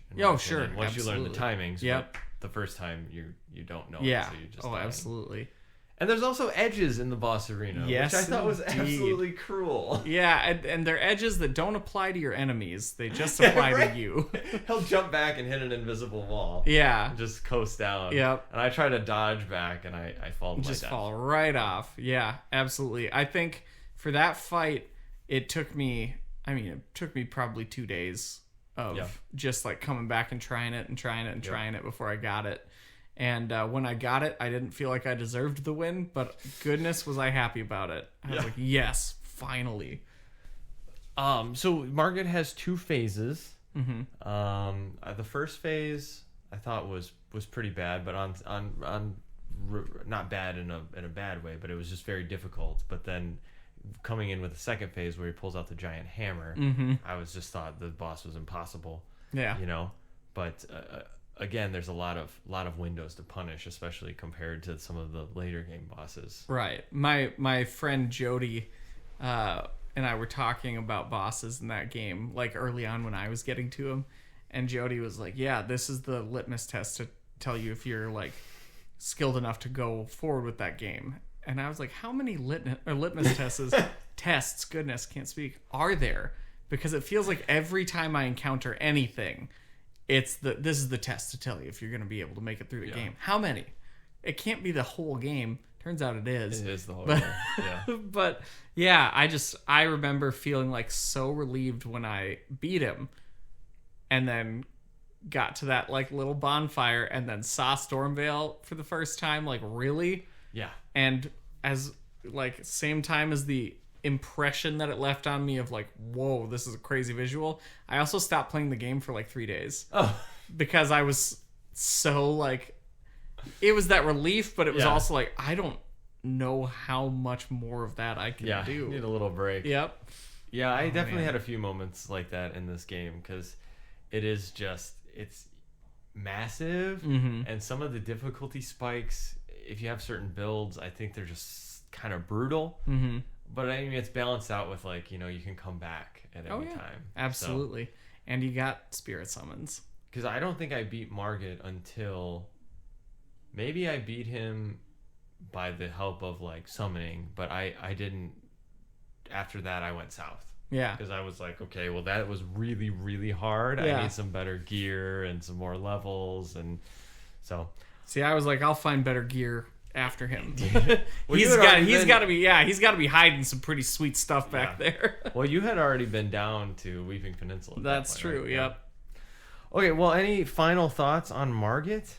Final thoughts on Margit? Another fantastic voice actor. Yes. Just indeed. like so, I'm so used to the Elder Scrolls of like you get the same voice actor doing like 60 characters. And so it's really fun to see this many different speaking characters and all of them be so distinctly different.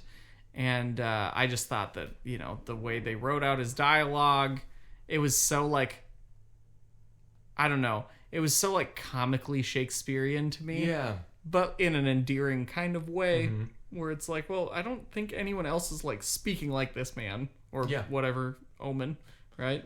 Well, and I think it also, I love the way, just to jump off that tangent, I love the way that the characters who are really, really old speak in more of an archaic way. Like Margit, we find out later, is really, really old, whereas like we're not. Yeah. You know, some of the other characters are younger in the world and they speak more colloquially. Yeah.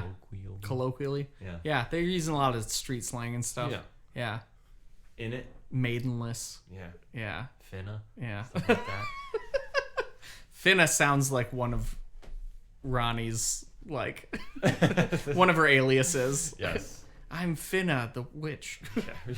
Oh, no. Yeah, so Margit was good. We missed a few things, obviously, because we'll get them. We had a little bit of technical issues on this first run around, but we didn't forget about Bach and about Selin and about Bernal and Patches. Alexander and Patches. Yeah, a lot of NPCs and tunnels to talk about, but that was West Limgrave. Any final thoughts on the beginning of the game or this area in general? I would say overall rating of that area out of 10, I'd give it a 7.5. 7.5. 7.5. I know a lot of people that were like, Limgrave was the best part of the whole game and it only went south from there. Well, it doesn't only go south. Weeping Peninsula south. Most of the rest of it's north. But no, I thought it was a real strong place to begin. Yeah. It's got some fun things to go back to, which I hate going back places. Yeah. It's got some fun places to revisit. And I think it's like one of those great moments in a big game where you start out weak as heck and, you know, eventually you get to come back there and destroy everything easily. For sure. But it was challenging, a good challenging starting point, not so frustrating that it makes you want to stop playing forever. Yeah. So yeah. So how about you? What are your final thoughts on the area? Well, I don't know. I have to think about my rating. I need to talk through it because I might have just let my excitement and exuberance on my first playthrough really taint my idea of. Hopefully not a mad taint. Yeah, put a mad taint in my idea of the first area. But I think it has a lot of foreshadowing, which I really appreciate, and I didn't appreciate the first time. So honestly, I would probably give it like a little higher than you. I'd probably say like an 8.5. All right. I really appreciated that it wasn't. It was kind of a subversion of our expectations, and that it wasn't a completely like ruined, desolate kingdom where everything has gone wrong. It was still alive. You still saw like with the sacrificial carts and stuff, bringing the tribute, like. There is still some sort of like ruling class or somebody, but they feel very far away from this kind of like rural area where everything is, it almost seems like nature's kind of taking over. We see all the ruins and stuff. And we see a lot of things scattered from like different places. Like we saw the Beast Man. Oh, yeah. And he like doesn't belong there. And some of the other bosses that we didn't even touch on, like the Crucible Knight, it's like they seem like they don't belong in this place. So I don't know. I think I would give it a little higher than 7.5 just because I think it really, to me, whet my appetite of like, okay, if this is, they're kind of playing the cards close to the vest. But it has a lot of those little things that just make me want to keep playing the game, as opposed to maybe some of the areas that like we said, kind of contributed to the Elden fatigue. Oh, sure, yeah. Where it was like, it wasn't like a finally when I beat Martin. Yeah, it was like, oh my gosh, I feel like I barely scratched the surface. I want to come back tomorrow and play this. Sure. I mean, you maybe kind of had a finally moment, but oh yeah. Well, I mean, I tried to find every nook and cranny before moving on from the area. So yeah. so yeah, Yeah. a little bit more severe than that. Final random question. Yeah. Did you ever hang out outside the Church of Ella at night? And get attacked by the bell-bearing hunter? No. The bell-bearing hunters... That's north. What is around Church of Ella at night? The screaming. Oh. Did you ever experience that? I found screaming, but not there. Do you know where it came from? No. You know all of the crosses? Oh, yeah, the corpse come alive, right? Yep. Oh, yeah, and then that's they terrifying. shriek all night. Jeez. Yeah, I didn't find that at the Church of Ella. Yeah. Talk about foreshadowing, like taking somewhere that's like, this is a nice place. Yeah. And then just at night ruining it. Right? I love it. Well, cool. Anything to send us off with? Play Elden Ring. Played Elden Ring. It's a fun game. It's a super fun game, yeah. And we'll be back for more Limgrave discussion later. Woo! Peace out.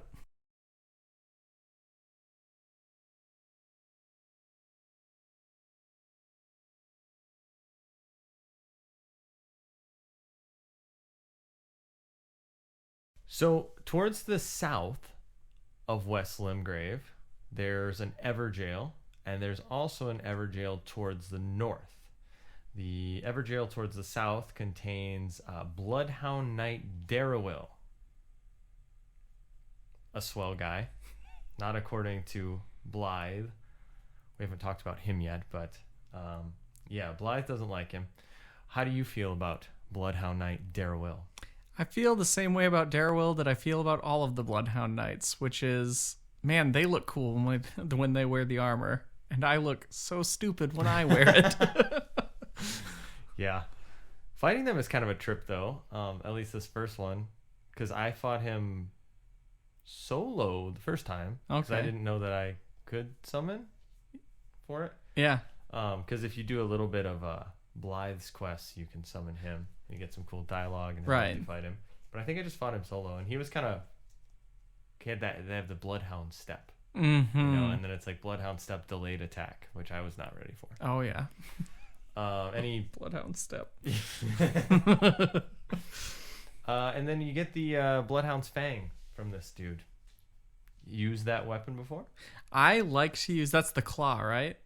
Yes, it's the big curved curved, yeah. Oh, yeah. Oh, yes, yep, big curved greatsword. Sorry, I'm thinking about the Bloodhound Knight, like claws that the... No, it gets some that of the later ones, that's right. Yeah, the Bloodhound's Fang, I did actually use a whole lot. It was, like, I think the first bleed weapon that I was, like, stats ready for when I got it. And I always like to try out everything whenever I get it. So if I get, like, something new and my stats are not where they should be for that yet, I will waste several levels leveling up for that thing. It was the first time that I was like already there.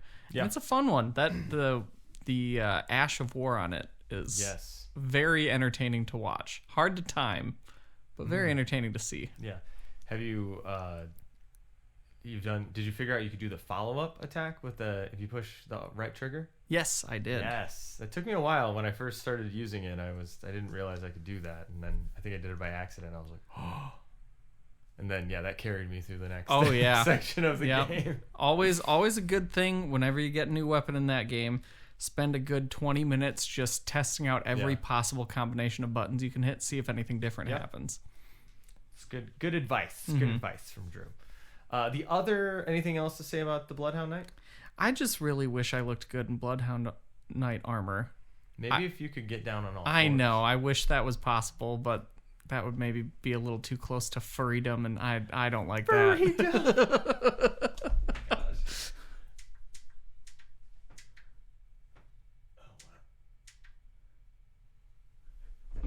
Okay, so the other... Try that again. What am I trying to say?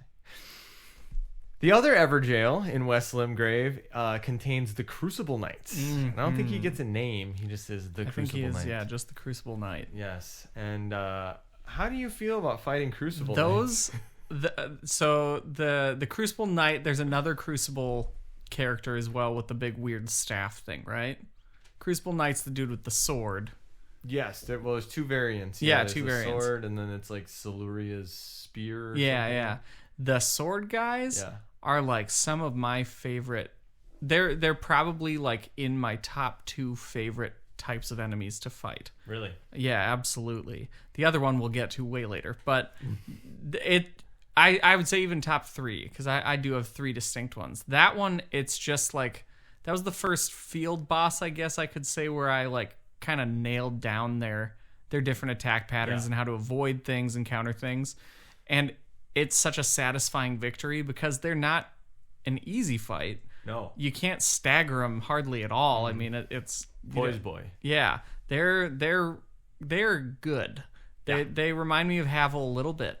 Yeah, it's like Havel and a Black Knight mixed together. Yeah, yes, absolutely. Yeah, very cool. And that's the first one where I was like, am I good at this game? Like where I could just attack him no hit. Oh, yeah. I love that so much. Oh, geez. I feel like I got through it like totally unearned. Like I just got through it with like all my flasks gone, all my FP gone. I'm just like, I'm like my 5th or 6th attempt. Like, how did I do that? Hope there's not too many more of these. Yeah, right? Hope this guy's not going to be sticking around. Hope I don't have to fight 2 at the same time ever. Oh, yeah, that would suck. So, yeah, those are super fun to fight. I think you get an aspect of the Crucible. Yeah. What is it? Tail, I think? It might be. I got all of them, and I spent about half of the game not realizing what all of those even were. I didn't know if it was spells or ashes of war or whatever. So I missed out on a lot of stuff the first half of that game. Yeah. I mean, I didn't use that either. I kind of like, I don't know, I get very like stuck in my ways when I first play a game. Mm-hmm. Like I want to like see a lot of the game. So I find something that works and I kind of just like, so I think Bloodhound Fang, the first time I got it, I just tossed it in my inventory and forgot I had it. Aww. And same thing with the aspect of the Crucible, because I had found the winged scythe. That was like really cool, and I was like, I think I'm just gonna make this work for most of the game. I should use scythes more. That was my DS1.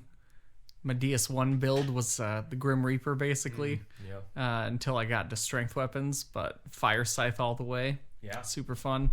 Haven't even tried them in Elden Ring, really. I have the winged one and the normal one, and I think I just got enamored with big hammers and hammered. Hammered. Oh my gosh. Mm-hmm. So have you tried the Grave Scythe? Have you gotten that one yet? The Grave Scythe? Yeah, maybe I have not. Who drops that? It's the Grave Warden guys. Oh, I've fought all of the Grave Warden guys, so maybe I do have it and I just have not looked. I did also go through a selling spree when I was trying to level stuff up, and I may have sold some. Uh-oh. I definitely sold some unique items, which I'm very sad about. R.I.P. Vagabond set, but oh, no. Yeah, whoopsie. So it could have been a casualty of me not being careful. Yikes. Yeah. Oh, that's probably about all I have to say about the Crucible Knight. Yeah. He looks really cool. They do look really cool. I love everything about them, except for that stupid horn on the shield, but I love everything about them except for how far they can step forward and poke their swords. Oh, yeah. Well, because I mean that. You think you're almost like, I'm so far enough away, I can take a swig of Estus. And then he just takes a big step forward and pokes you right in the face. Yes, indeed. Okay, cool. So, I don't know how to stop this. Okay. But I think, it's working. It's working. I just hope that if it, like, crashes, we don't lose it. Mm-hmm. But I don't know how to, like, stop it, because you saw when I, like, recorded, it, like, recorded over it. Yeah. So maybe we'll just see what happens. Stop it and then save it. We can do another one, and I can figure out how to merge it all together in the... yeah, that works too. So let's get through the bosses. Okay. And then I'll save this one and we'll do a new one. Cool, let's do it. Okay, so the last 2 bosses to talk about in West Limgrave that aren't NPCs are the Deathbird and the Knight's Cavalry and the Bell-Bearing Hunter. They're all I believe all the Knight Yes. field bosses. They only appear at night. It took me a little while to figure out that they were nighttime bosses.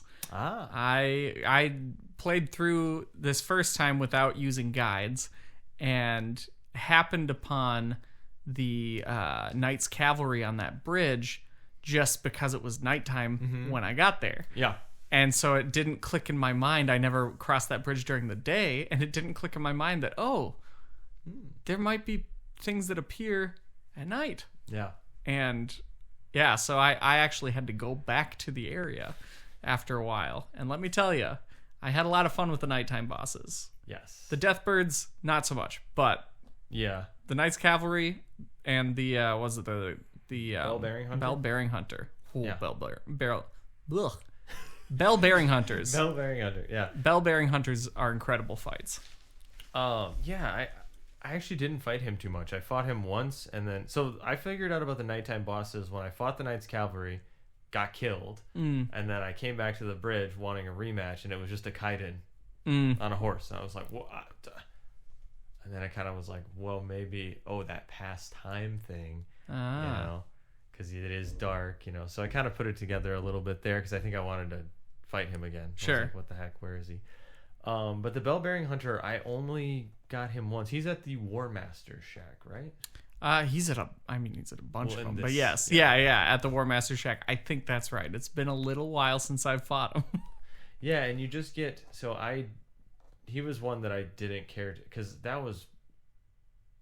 I didn't get good at fighting that guy until I fought him later in the game, and I was able to like grind him. So I got my butt kicked a few times by him, and I was like, I just am gonna move on. But he drops like a bell bearing for like consumable items, right? I think so. I don't think he's one of the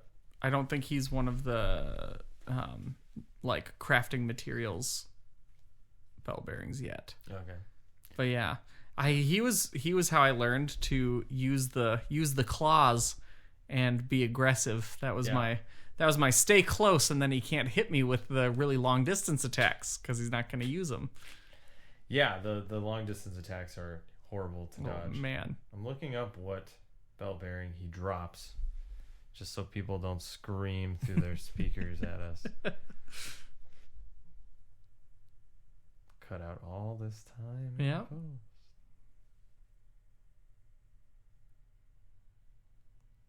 So close. The bell-bearing hunter drops the Bone Peddler's bell bearing. yes, for making arrows. Yes, making Yes, arrows. indeed. The Crucible Knight drops the aspect of the Crucible tail. Mm-hmm. The Deathbird drops the blue feathered branch sword. Did you use that at all? No, the death. What would the category be? The death magic stuff? You know Yeah. what I'm talking about? All the ghosts and weird things. Aesthetically, very, very cool. But I didn't really find a lot of effective use. Though, I guess my main build does use whatever what is it called? It's the one where you throw your spear. Phantom Spear? Is it Phantom Spear or is it Phantom like Lance or Phantom like something? Phantom Javelin? I don't know, but that is the Ash of War that I do use the absolute most. So that one I found to be very, very effective. But Okay. I just always wanted to throw spears. Yes. But so I have not used too many of the like death spells or death weapons. Maybe I should. Maybe I should bring back the Grim Reaper build. Ooh, yeah. The death stuff kind of threw me for a loop too, because I wanted to use it, so I kind of dumped all my points into faith, and thinking that like, okay, grave, faith, it kind of all went together in my head, and then I realized that was not the case. The faith was all for like the Golden Order stuff. Yeah. Is the death stuff arcane or is it intelligence? It's intelligence. Interesting. Yeah. Interesting. And then at a certain point, it becomes like a split between intelligence and faith. But okay. Yeah, I didn't really figure that out. Yeah, when that's my first playthrough. I should. Maybe my next guide, because there's a lot of things that I did not utilize fully because I maybe just didn't get them, like didn't understand them. The sleep stuff I never really used. I know you use the sleep stuff a lot. Just for this last playthrough I've done, it's been really fun. And I'll have to try it, but I never used sleep stuff, and I never really used the death stuff, aside from, of course, the Phantom. I keep wanting to say Lance, and I know that's not what it is, but that's what it is, though. Totally. So that kind of wraps up the bosses. I don't know. I definitely, as you're the completionist, I tend to rush through to see as much content like a kid in a candy store. Mm-hmm. So I didn't take advantage of all these combat opportunities until later. And then on later playthroughs, because I would come back. In my first playthrough, I came back with, way over leveled, and they were kind of trivialized. Sure. So then on future playthroughs, I have played through this area more completely on a low level to kind of get the experience. And I'd say out of all the fights in this part of the game, probably like the Beastman was probably my favorite. Beastman's fun. If there were any others that really stuck out to me. I mean, obviously the dragon fight, I think I'm kind of soured on dragon fights now because you do so many of them through the game. They're very repetitive. Yes. The first time you did it, it was really sweet. Oh, yeah, you feel like an absolute boss. It's pretty great. But I also didn't understand, like, early on, I didn't capture the idea of, I could fight on my horse.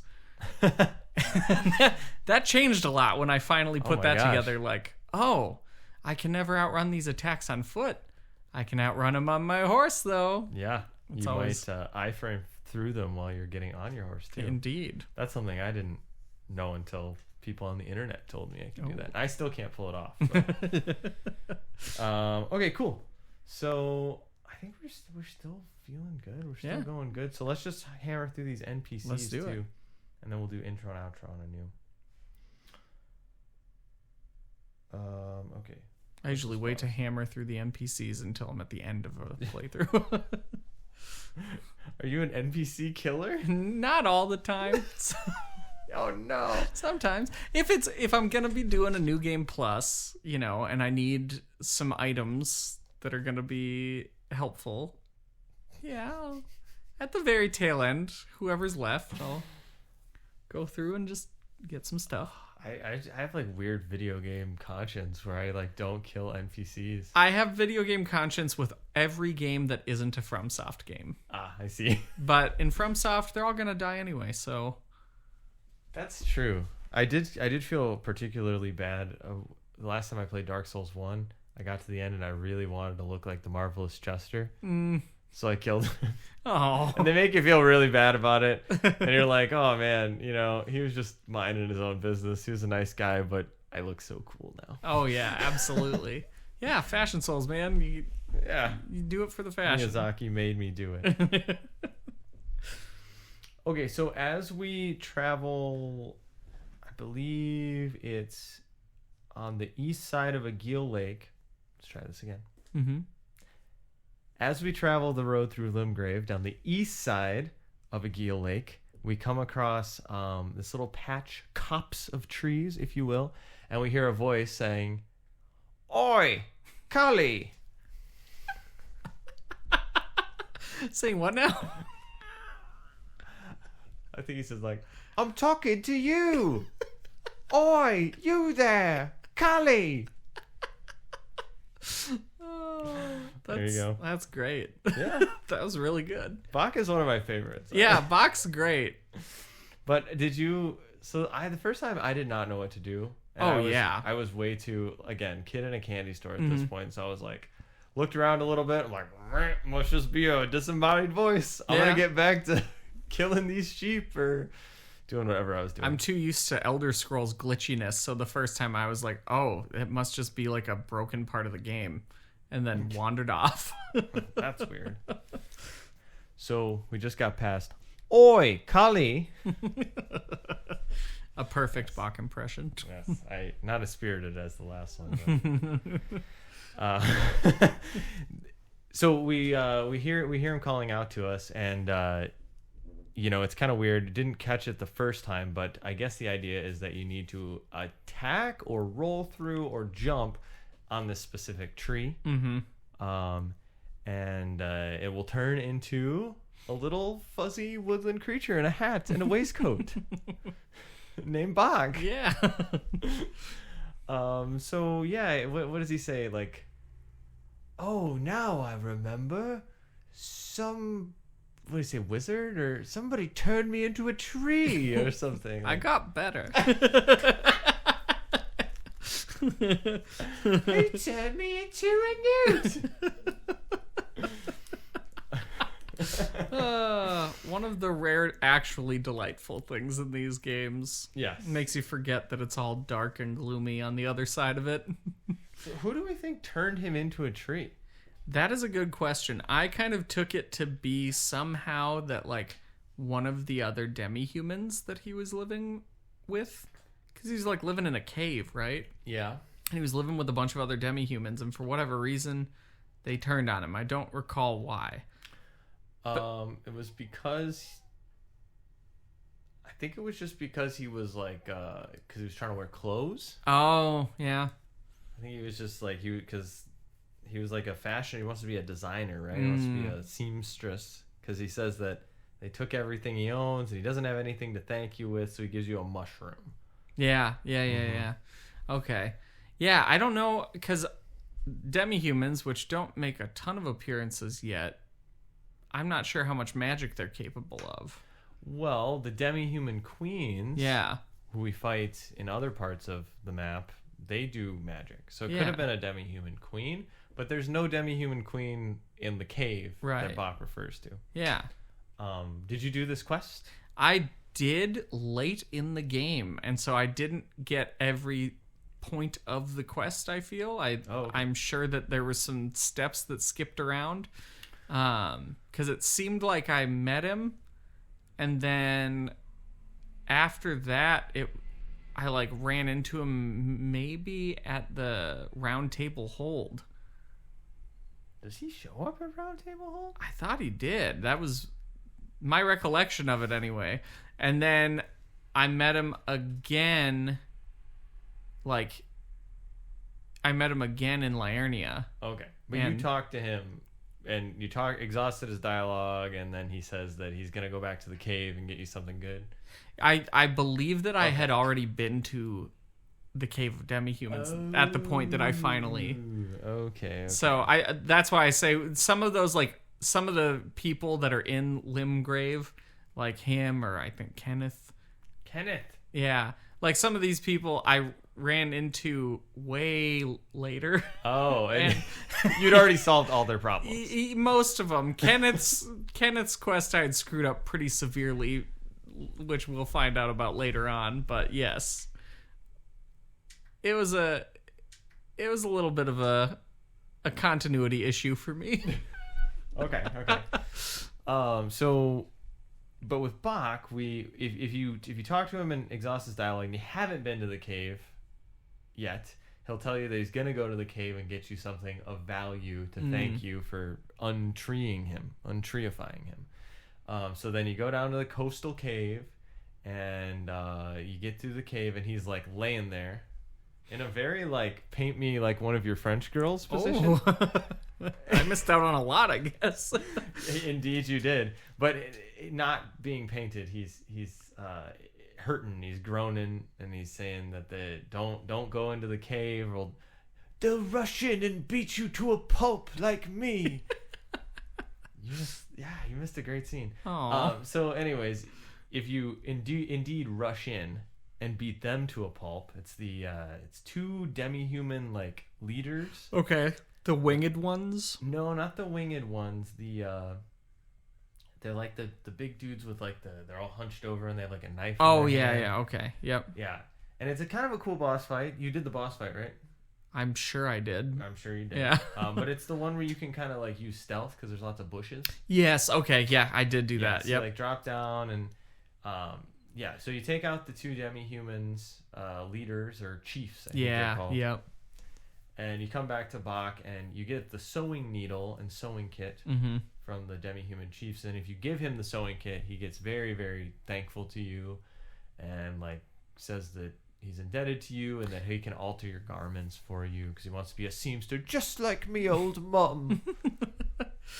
Maybe, and this is crazy, but maybe his mom is a demi-human queen.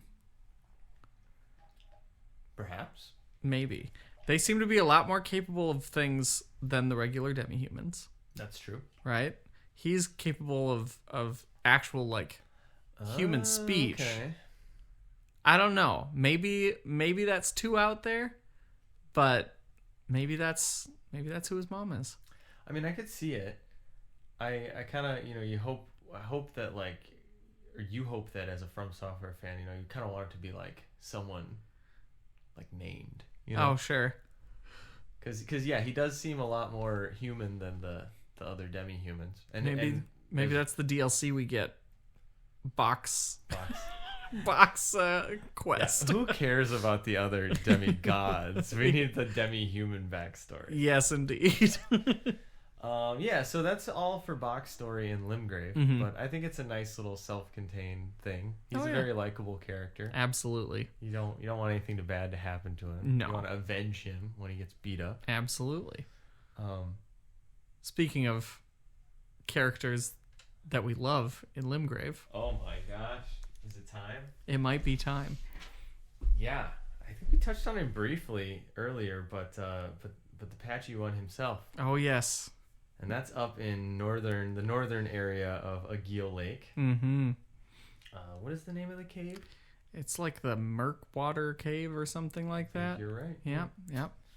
So we enter the Murkwater Cave. This is where we had our invasion with Nereus, the Bloody Finger. Yes. And I think there's also like catacombs back there if you go further down the... Yes, there are catacombs back there. But if you go in the cave, what happens to you? What happens in the cave? Murkwater Cave. You wander in. It's another kind of stealth opportunity, but it's a tricksy stealth opportunity, which should tell you all that you need about who's in there, because you go in the bushes thinking this is gonna be like a normal cave. You see a little bandit guy standing in the light, and you sneak up to him. Well, you see one sitting there and then one pacing back and forth. Yeah. And you go, okay, I'm going to sneak up on the one pacing back and forth and start this with an advantage. And then the bells ring. Ding, ding, ding, ding, ding, ding. You've tripped the trap, and all of the bandits come rushing in to kill you. But what they don't know is that you've played Dark Souls. You were expecting it, and then you just kill all of them. Yeah, they're not very tough. No, they're not very tough. They got a lot of really cool dirty armor, though, that takes for freaking ever to farm from them.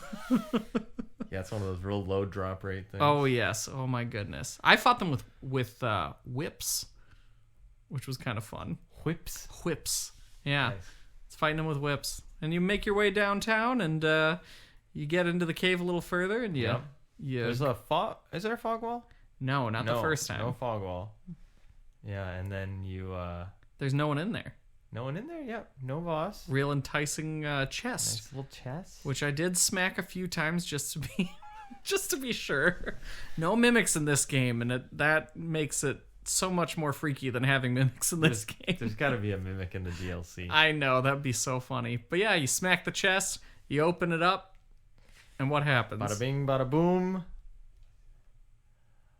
You thought you'd just help yourself to a man's belongings, eh? Oh, man. Every character. And then he hops down from the cliff, and he says, "The gods demand recompense!" And then he comes at you with his spear, and Bald Patches starts poking you. Yep. You have a little boss fight with Patchy. Oh, very little. Little fight. Very little fight. You get him down to about half health, and we get the...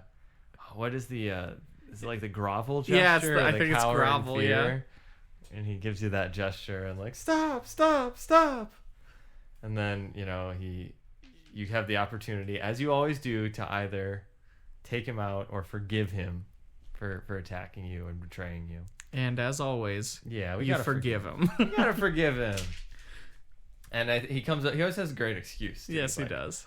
"Oh, you're tarnished like me. I took you for a demi-human or some such."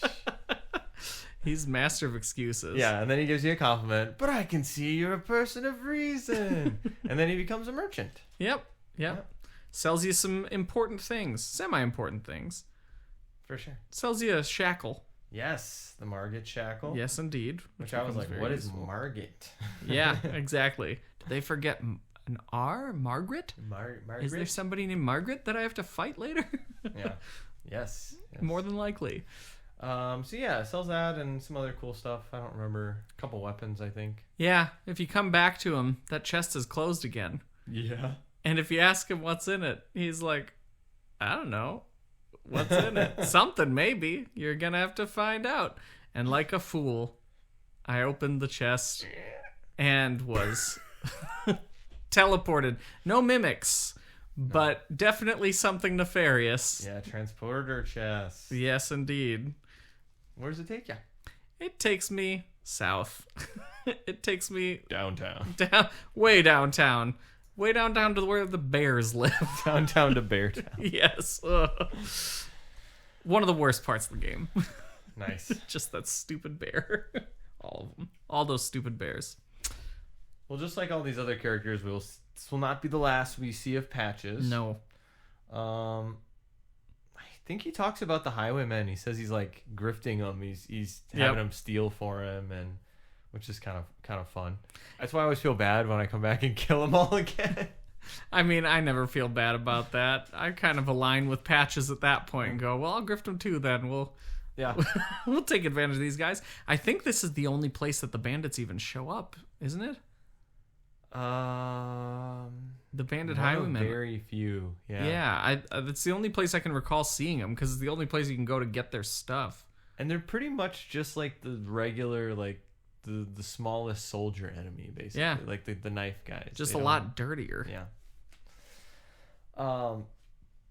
Another NPC we can meet in I guess it's not a cave, it's a ruins, but the Waypoint ruins, I believe. If we fight the Mad Pumpkinhead in the Waypoint ruins, which was a fun fight. Yes.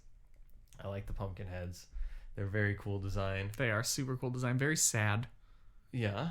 It's just very like every time I see them I die a little inside. It's just a tormented giant thing. Yeah, I guess so. Smacking his face into the ground. Imprisoned inside of that. I don't think it's a helmet. I think it's like a... No, it's supposed to be like a blinder or something. Yeah. To like dampen their senses so they don't lose their mind even more. It's just always sad. It's always sad to fight something that's lost its mind. You know? I always think of I can't, I'm not gonna rap it, but I'll play it here. The Pumpkin Hill theme from Sonic Adventure 2 Battle. Me and Knuckles down on Pumpkin Hill. You know, that's what I always think of when I see that. That's fair. Okay, I like it. So I'll put a little of that in there. I always just picture Charlie Brown, the Great Pumpkin. Oh, okay. And that's sad too, so. Yeah. We'll have to mash up those two tunes. Yes, indeed. But yeah, if we beat the Pumpkinhead, I think this one has a mace, not a big stick. Ooh, could be. I think it's a mace. I fought a lot of pumpkin heads. It's hard to remember. Hard to remember. But yeah, fun fight. Kind of more, I think, more delayed attack training and also positioning because you can kind of walk around some of their strikes, which is, you know, very Dark Souls 2. Oh, yes, very much so. But if we beat him, then we get access to Sorceress Selin. She'd be selling you those spells. Yeah. I really like Selin. I like Selin too. I don't like Selin for the same reasons that I feel like a lot of people like Selin, which is the weird, oh, this is my FromSoft girlfriend in this game. No. No, I suspect that she is quite evil and it's always but she's fun. Yes. I like how she kind of like, what does she say? Oh gosh. Expect grievances. You know. Yes. And she kind of takes you on as her student if your intelligence is high enough. It has to be above a certain point, but she takes you on as her student and will teach you some spells. You can bring her spell books and stuff. What do you think of the giant stone crowns? Because this, I think, is the first time we see one of the giant Rhea Lucaria crowns. Yeah. The design is striking, and so it's like it will stick with you. It's one of those things, again, where no matter what I do, there's certain fashions that just don't ever look right on me, and it makes me so sad. Yeah. I'm I haven't looked into the lore of them, of the giant stone crowns. Yeah. So I don't know if it is just purely an aesthetic thing or if there's like an actual reason that they're these giant stone things to begin with. I know some of the item descriptions will say it's like carved in the image of some, sorcerer or mage in the past or something, but they're cool when they're on other people. And as soon as I put them on, I look just so dumb. Yeah, they do look a little bit goofy. The headwear in this game is definitely the most avant-garde I think it's been. Just like every helmet seems to have kind of a impractical design. Oh, yeah. They all have that one little thing that makes you go, but why that? Why? This was such a cool helmet. Yeah. And then you ruined it with that thing. That weird thing. Usually it's the necks of them. The giraffe necks of the helmets. Yeah, I can't really get behind those either. No. So yeah, Sellen's cool. I forget all the things that she tells you. She starts a quest with kind of some fetch quest stuff. She talks about how she's kind of a reviled witch. She reminds me a lot of Beatrix, the sorceress, dark sorceress lady from Dark Souls 3. Oh. Not Beatrice at all. That was from Dark Souls 1. People are screaming. Oh. I don't remember her name. This would be one of those great moments to edit out. Probably. What is that sorceress's name?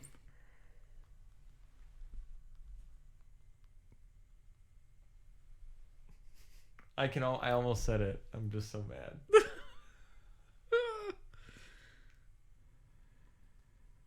She say, good to know that a skinny little heretic can still turn some heads. It's not Carla. Carla! Yes. Okay. All this is staying in. Oh, boy. She reminds me a lot of Carla from Dark Souls 3. Oh, yeah. What a good reference. What a quick reference that we knew. But yeah, she kind of reminds you because she says for right off the bat, like, oh, you want to take lessons from me? Like, people don't like me. I'm just warning you. Which I always like is a nice FromSoft trope where someone tells you they're bad, but then it treats you very nicely. Oh, yeah. And kind of like, throws your thinking for a loop. I mean, it's Cult Leader 101 right there. Of course. Yeah.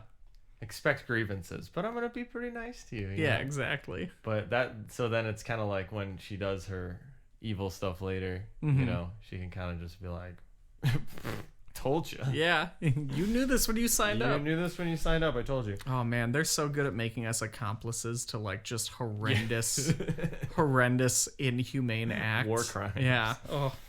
Yeah, well anyways, we'll get to that later. But yeah, she's really great. Another barefoot lady in these games. Yeah, there are some grievances. Yes. I have some grievances. Yeah. I don't know if I would trust Miyazaki just the same way I wouldn't trust like Quentin Tarantino.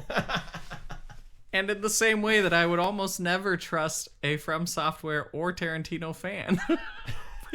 Because they all seem to be into that, and I just, it's not... Yeah. It's a lot of fringy stuff that's not great. No, definitely not into the FromSoft, the FootSoft culture. Yeah, I'm really pleasantly surprised that there have been no lotion-related items or quests in these games. There was sticky white stuff in Demon's Souls. That was your magic grease. Oh boy. Well, Demon's Souls notwithstanding, yeah. I'm pleasantly surprised at the lack of it and everything after. Last NPC that we haven't talked about much is War Master Bernal. Mr. Zwei. Yeah, he has the Zweihander. And I did not know where the heck to get that weapon for the longest time. Yep, I didn't either. He has it, but where do I get it? Yeah. And I don't think you can get it from killing him. I believe you just get his armor. Yeah. Which that's okay, but it's not the same.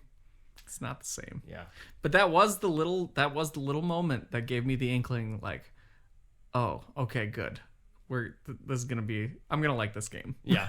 Good. This is why Anders here. Zweihander's here. Everything's fine. I'm sure I can make a giant dad build. But he doesn't tell you much at all. No. I mean, he just basically says that he was a warrior, Mm-hmm. and now he just kind of doesn't have an army, and he's just teaching people. Ashes of War, basically. Ashes of War. Which I met him at a time where I didn't understand the Ashes of War thing, and so I did not purchase the most valuable Ash of War of all. No skill? No skill. Yes. So now I don't have it. He's gone. Oh, no. And I'm not going to be able to get it until New Game Plus, which makes me very, very sad because there's some shields that I've wanted to use, but... Yeah, no skill is nice. I don't think at this point I did not have the scythe yet. I believe I was going for my rapier fencer build. Mm-hmm. And so all of his things were kind of heavy weapon related, so I didn't use any of his stuff. Yeah, I should have stinking. It was the one time that I didn't do my completionist logic of I should buy everything from this merchant right away, and You suffered for it. Yep, I'm still suffering. Still suffering. Yeah, I like him. I like his quest. I like his armor, but I don't really have much to say about him now. No, he's kind of a drab personality. Yeah, he just seems like a big sword man. Yeah. Yeah. But he gets a little more interesting. I don't know. I think he kind of falls under that, like, From Software thing where even more I feel like he got shafted because they have, like, a cool, distinct armor set and a look that's different from people in the series, and maybe they hint at where they're from, but then they just kind of are like, that's all you get. Yeah. It's kind of like Mira, you know, like they had Lucatiel. Oh, and, yes. Her brother, and they had like such a distinct style and look. But they also had distinct personalities. And that's, I think, there's so many great, like, voice actors and stuff involved in this. And I feel like, and this is nothing against that voice actor, but I feel like the direction that they went Shade alert. No. I respect all voice actors. They have a very hard job. But I feel like just maybe there wasn't as much focus on the writing for his dialogue, where there wasn't as much for whoever was doing the voice acting for him to really like. He was just like, he'd made very little impression aside from like, oh, good, Zweihander's in this game. Well, and he has such a big role later in the game, or I guess not a big role, but they place him in such kind of an important position, almost like at your level by the end of the game. You know, he's supposed to be kind of a parallel to you, I believe. And it's just, they kind of gave him...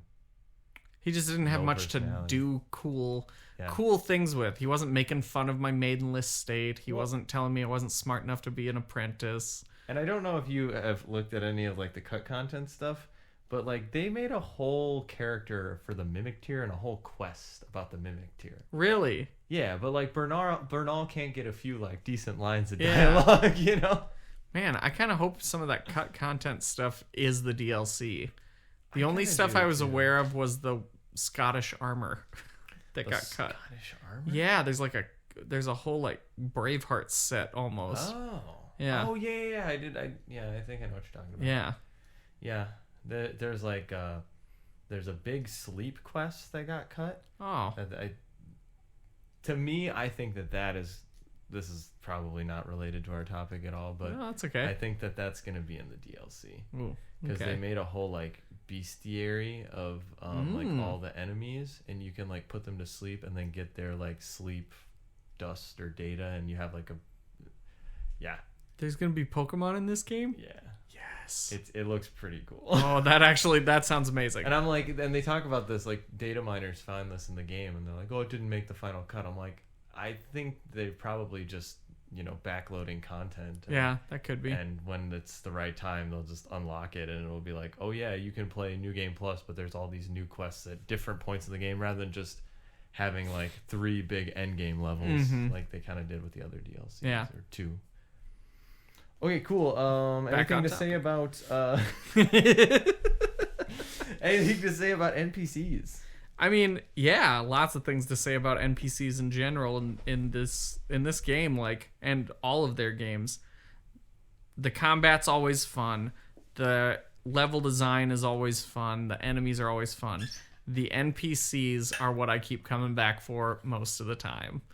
Just Indeed. The mystery of them, the, like, in the past, the crazy ways that you would have to, like, complete these quests with absolutely no help. No instruction. You know, but, like, a lot of the NPC journeys are the things that stick with me in those games, more so than even the gameplay. And that's not a shot at the gameplay. Like, I love the gameplay, but, like, I will always love the Onion Knights. I will always love Havel references, even though you don't even get to really talk to him at all. Yeah. I'll always love the whiny guy at the start of DS1 at the first bonfire. Yeah. Like, you know, all that stuff I'm always going to like. Yeah, I think it's all good. It's going to stick with me. And I think a lot of the characters in this game have that same staying power where it's like, man, that was the game with Bach. That was one of the games with Patches. That was the game with Alexander. Like, that's probably the one even that'll stick with me the most. But, like, I love the NPCs in FromSoft. I love them to death. Almost every single time. Almost. Who do you think was your favorite in this area? In this area, we're talking just in Limgrave, right? Yeah, just the ones we discussed for this. I mean, it's Patches. Patches? It's 100% Patches. If we're talking ones that, like, are unique to this game. Unique Elden Ring. Yeah, unique Elden Ring. I'm going to go with Vare is, like, just so memorable. Yeah. and he's such a good first impression of, like, oh, what in the world is this guy up to? Like, it's so great. There's nobler NPCs for sure, but that's if it's not Patches, that's who's sticking with me too. Yeah, I really like Vare. I really like Selin.